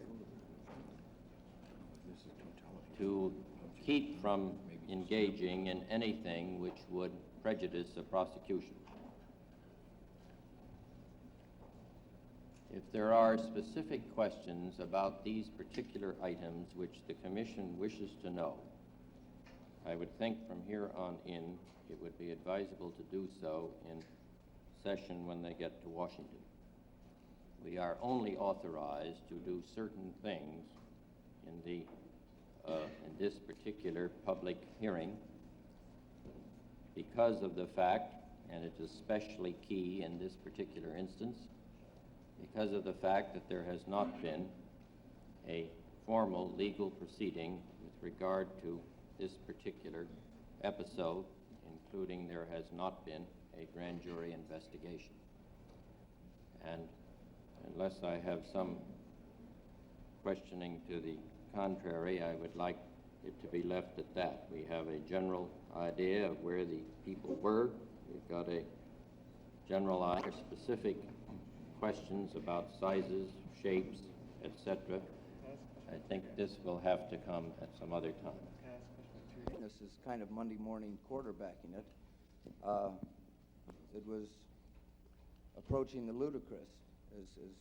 As I understand riot tactics, and I had a smattering of training in that area, to take 40 men, to advance on a crowd of many thousands, and use downtown tactics, that is, to send the men down the street. They should have been reinforced. They running on line or in a V formation. This is a tactic on Main Street, to segment the crowd down the side streets and the alleyways. When you advance 40 men into a crowd of 4,000, it has a jello effect. You're surrounded. How can you help but be surrounded with 40 men and by 4,000 people? One final question, Mr. Duran. What is your view of the arsenal of weapons that was taken into the situation by the Guard? Well, economically, I'm sure that they were bound. I think that it's really a tragedy when you can go from CN tear gas to M1 rifles, M1 bullets. I'm not sure how to answer that question, and I'm not hedging it, believe me. I was concerned at that point because I wasn't, number one, my major concern was because I wasn't sure what the factual status of the matter was at that point. So that was the main thrust of my concern.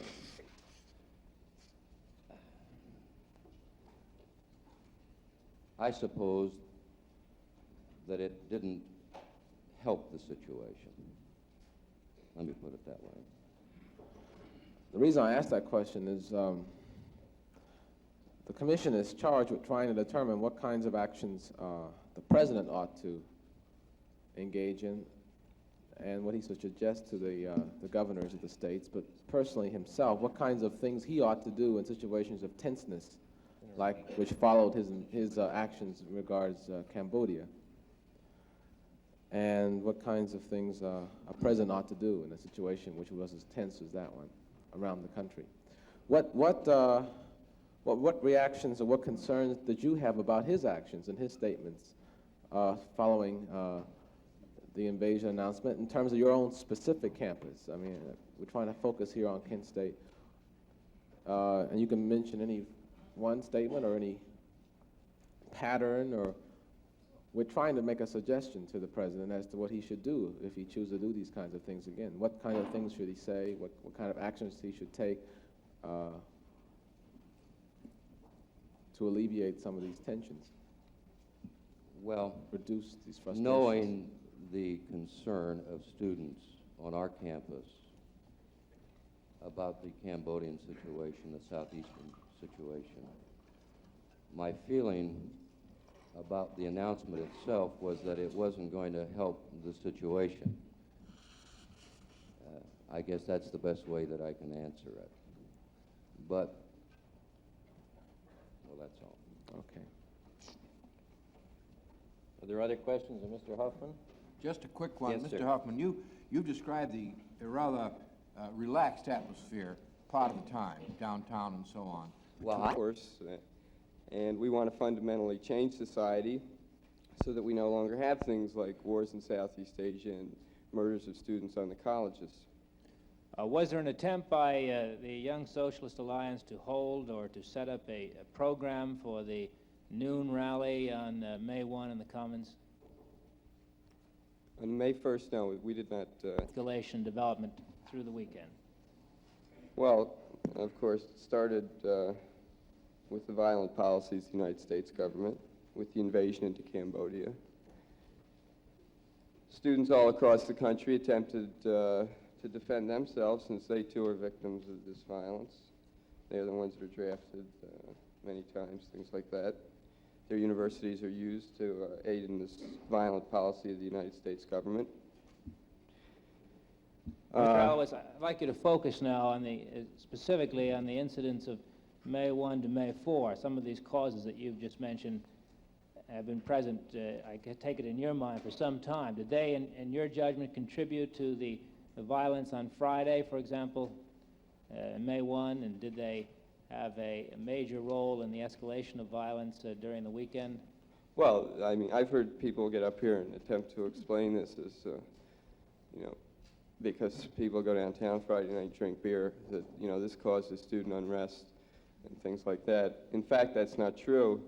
In fact, students are being incited by the United States government because of their policies. And of course, the reason that these huge mass demonstrations began in the early part of May was because of the invasion into Cambodia and the escalation of the war in Southeast Asia. Was that the key factor in your mind that in effect, started the development of? Oh, it's during the course of the weekend, did you have occasion to notice any groups of persons who were identifiable by red headbands or any other particular markings? No. In your judgment, was the liaison between National Guard, between city sheriff and state police departments is almost nil at this point, and it seems that there are a lot of mistakes made here that have been made everywhere else. And I don't say this is a criticism just to the Kent City Police or to the State Highway Patrol or National Guard here. It appears to be a common mistake that cities have made in handling these kind of problems.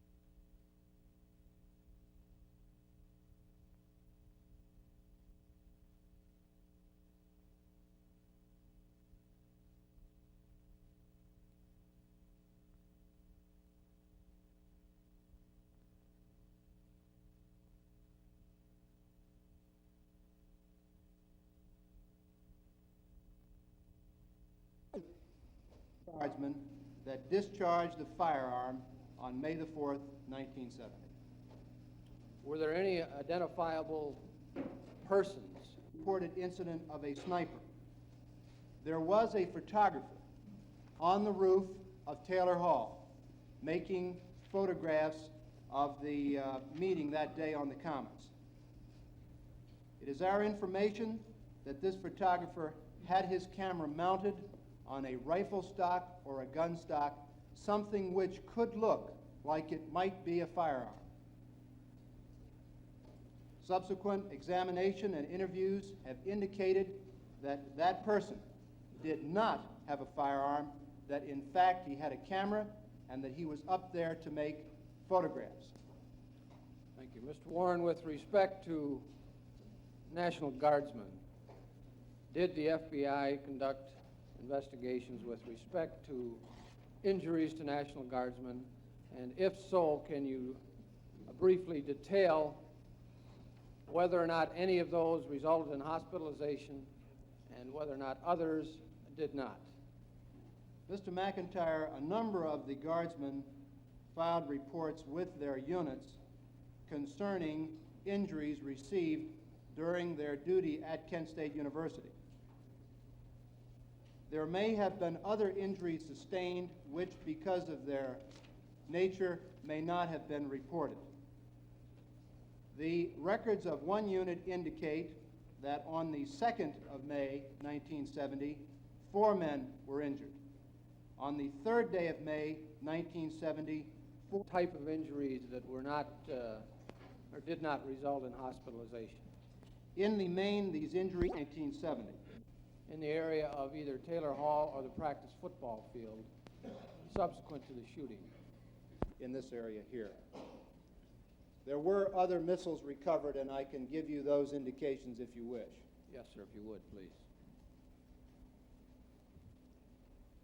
Another amount of rocks, estimated at 60 pounds, was accumulated by agents of the FBI on May the 6th, 1970, from the northern one-third of the practice field behind Taylor Hall. Would be this area on the view graph and this area on the blown-up photograph.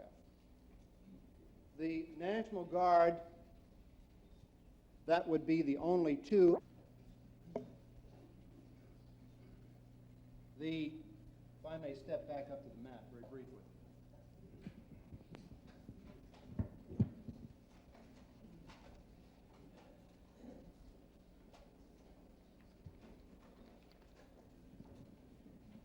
As I previously indicated, one of the injured persons, Mr. Donald Scott McKenzie, was in this area here, past Prentice Hall.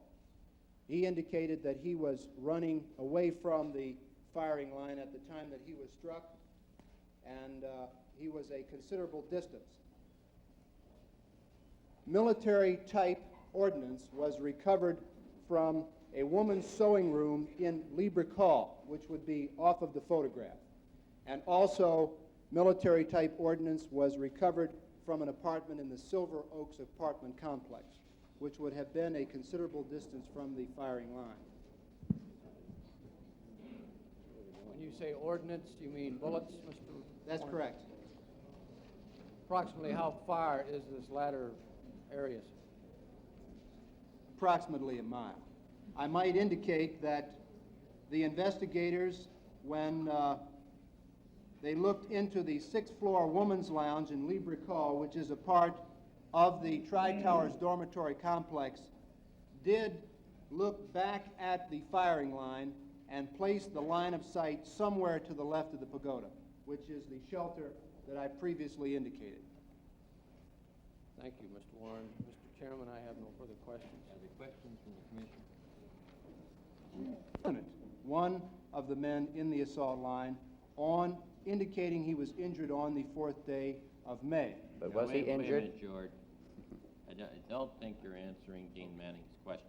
The question he wants, he didn't even delineate Troop G. That's right. He said any of the men that were going up the hill to Taylor Hall. And if I remember correctly, and look at your notes, if if I remember correctly, you said that 7 men reported being hit by missiles going up that hill. Is that correct? Yes, that's correct. Well, At this time, it's not broken down by Fine. I'd like to leave the question there, but it seems to me to be a matter of some considerable importance, and if your basic data will reveal it, I'm sure the Commission would be interested in seeing that report. I can indicate to the Commission that we will restudy that area and make a full report on it to the Fine. Chairman. Are there other questions of... Chairman? Yes. You gave us the amount of rocks by weight. Can you give us the amount by numbers? How many rocks and what type? How much they weighed? Some indication of size and numbers.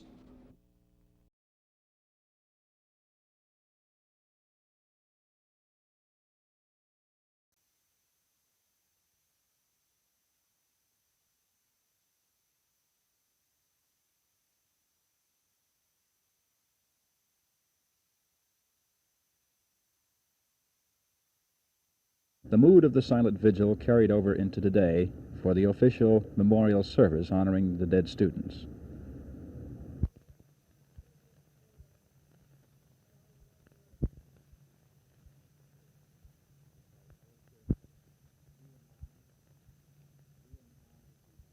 And I'm sure that with all of you here, with your support, with your willingness to help, and your willingness to end the war, proves that nonviolence is the only way to stop the war and to work against it. You've shown that all week. There's been no violence here. I've been very happy that things have gone very smoothly, very peacefully around here.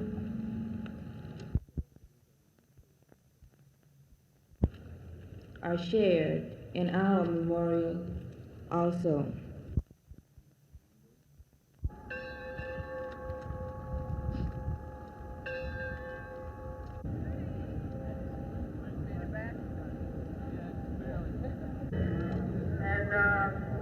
We're trying to get this started then. So they can pretty smooth the cops over by having a good time.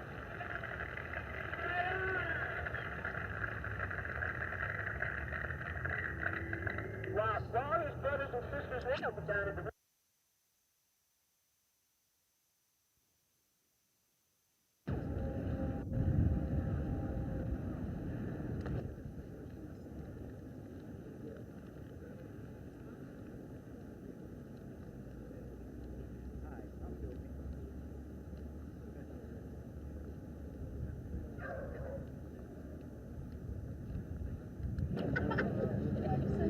Oh, yeah.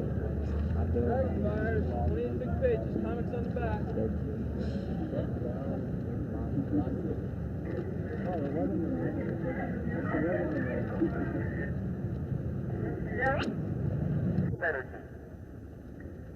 For about 2 weeks now, there's been civil disobedience going on in Washington.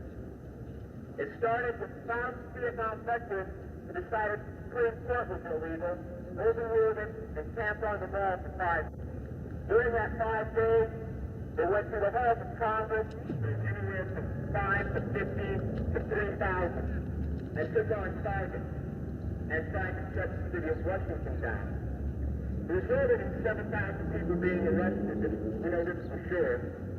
And those people were carted off to a football field here, and we had a group from Kent, and we had a group from somewhere else, and, like all over the nation. And these people were more or less responsible for making their own decisions and picking their targets and coordinating it with their regions. So regional people were out yesterday after.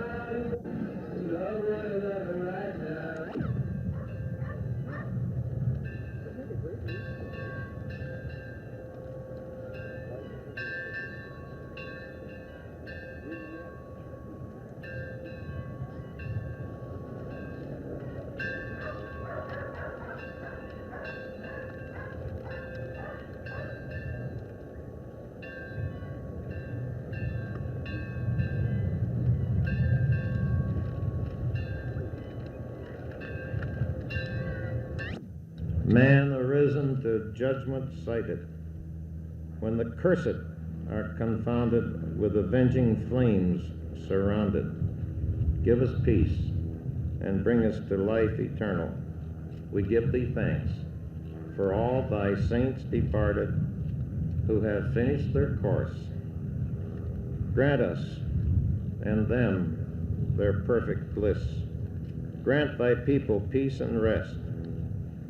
Show thy favor unto all them that trust in thee. Let them be numbered with thy saints in never-ending joy, and let perpetual light shine on the righteous.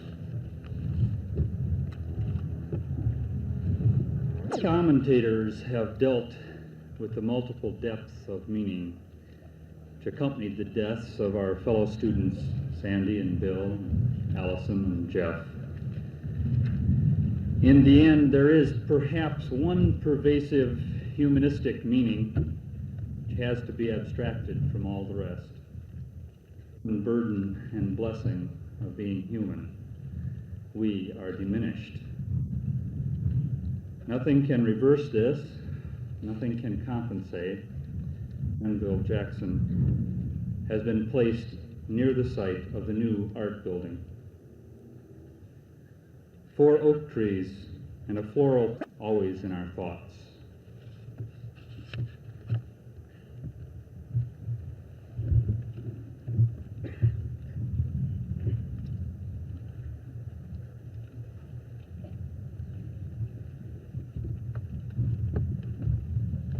Good morning. Is this mic on? Last May 4th. 4 students died at this campus. A better place to live on. We should work for more student government and more student activism on campus. The 4 deaths are hard to take because we've lost 4 people off of our campus meaninglessly. And I hope that such a thing will never occur again. But at Jackson State, 2 students died. And I hope that that will never occur again. Actually, in memorial to the 4 who died, but at least the university has tried to express their feelings for the 4 who died.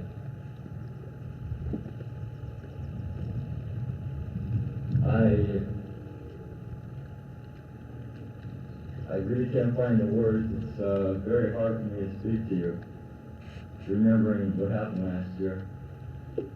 And also, this afternoon, there's a small or a large gathering or happening over in Rockwell Library. It's civil disobedience. It's nonviolent. And you shouldn't be afraid of the word civil disobedience. The university has an important role to play in ending the war in Vietnam. Whether last May was intentional or by accident, we're in a community where we have lost people for peace. And in this community, there are a lot of people you know. There's Gandhi. There's Martin Luther King. Be remembered. As, if I may quote Jesse Jackson yesterday, history has repeated itself. 1770, 1970. And I think that we should all go out and work for peace, but we should remember that 4 of us died. Man will be our armor. That we will cry all over the nation and indeed the world that it's nation time, peace time. Nation time, peace time.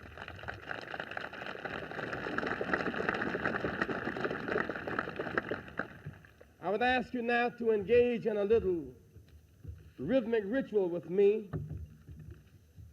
in order that we might be able to spread the word across the nation to the brothers and sisters in Washington today, to those at Jackson State next week, and wherever men and women may gather, trying to liberate this war-torn world. Together, I am somebody. I am somebody. I am somebody. I may be unskilled, but I am somebody. I may be in jail. I may have been in jail, but I am somebody. I am somebody. I am God's child. What time is it? Nation time, peace time. What time is it? What time is it? All right. Let us prepare this time to lift our heads and prepare as a people to fight for peace. We are here today because the blood of the innocent has been spilled, and the blood of the innocent is powerful. Dr. King used to say over and over again that unmerited suffering is redemptive. That if those that have been killed had been guilty of something, somehow or the other the human spirit would not have been provoked to want to rally behind their cause. But because suffering that has not been earned is so powerful, because innocent suffering is so powerful, we are here today. I would not like to think of the 11 young people that we are concerned about today as having been murdered. Somehow murder assumes that one of your peers, for some reason or the other, shot you down in confrontation. But 11 young people have been crucified. Crucifixion usually takes place when a government wipes out innocent people through military aggression. And just as it happened on the hill here 1 year ago, more than 2,000 years ago, an innocent man was crucified.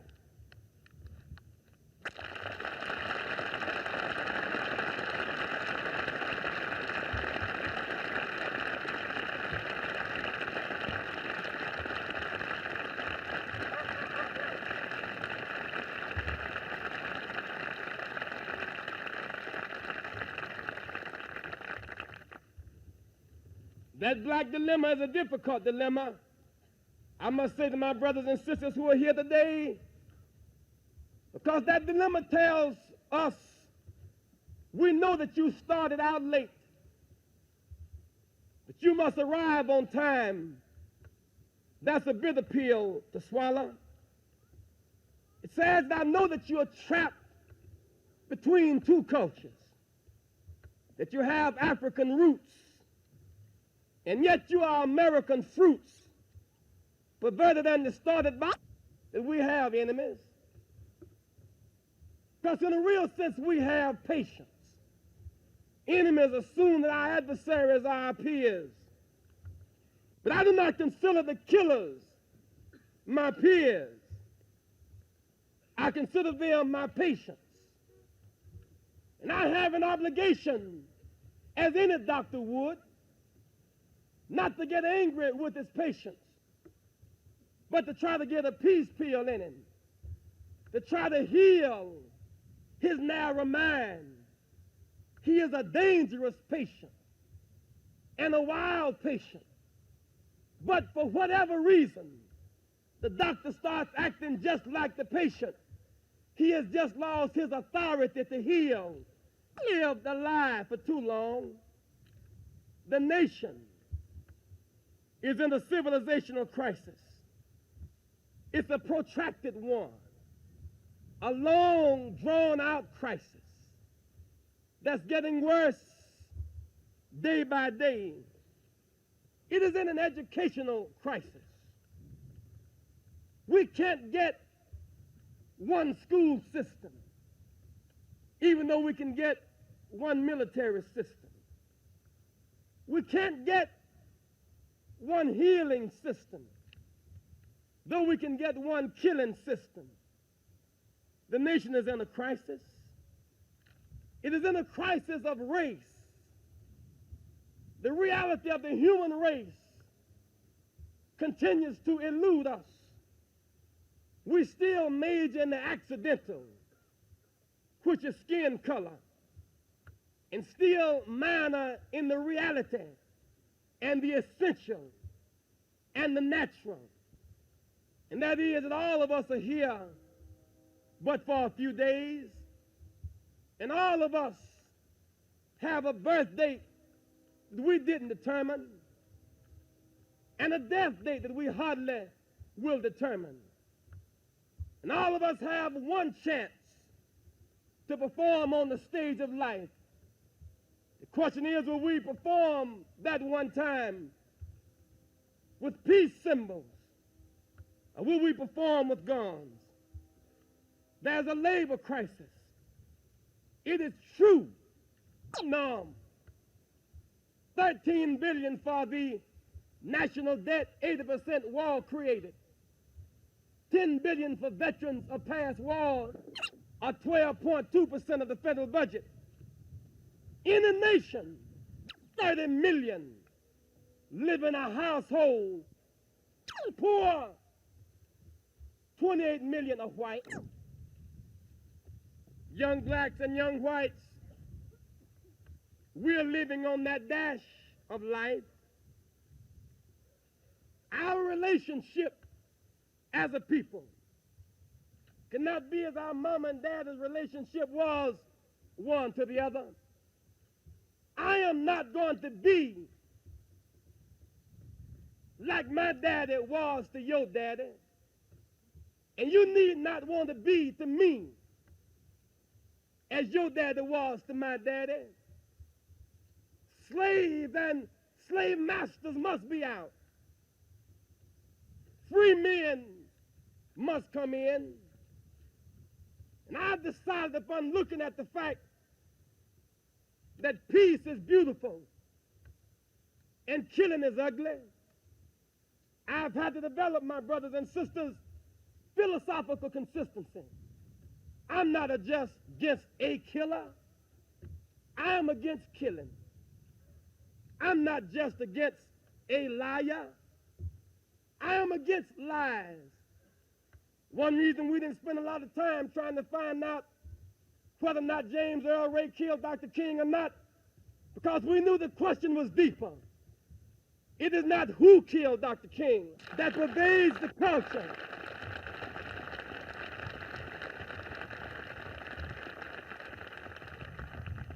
To that extent, I cannot define my brothers and sisters simply based on race. I have to tell you that today. Black can be beautiful, but it don't have to be. It wasn't beautiful the day that Dr. King meant to give a black woman an autograph, and she put scissors in his chest. It wasn't beautiful the Sunday afternoon that Malcolm said, brothers, the nation needs a doctor.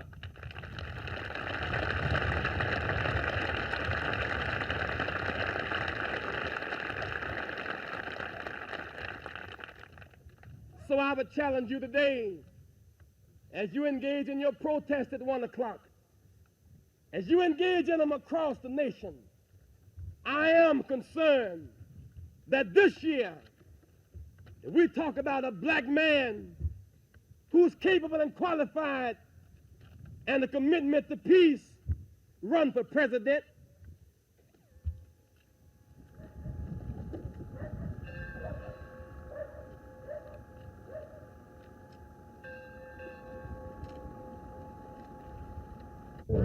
unity and peace.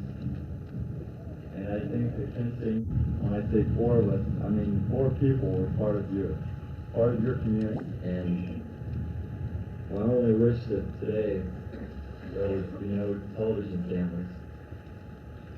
I think that this does not add.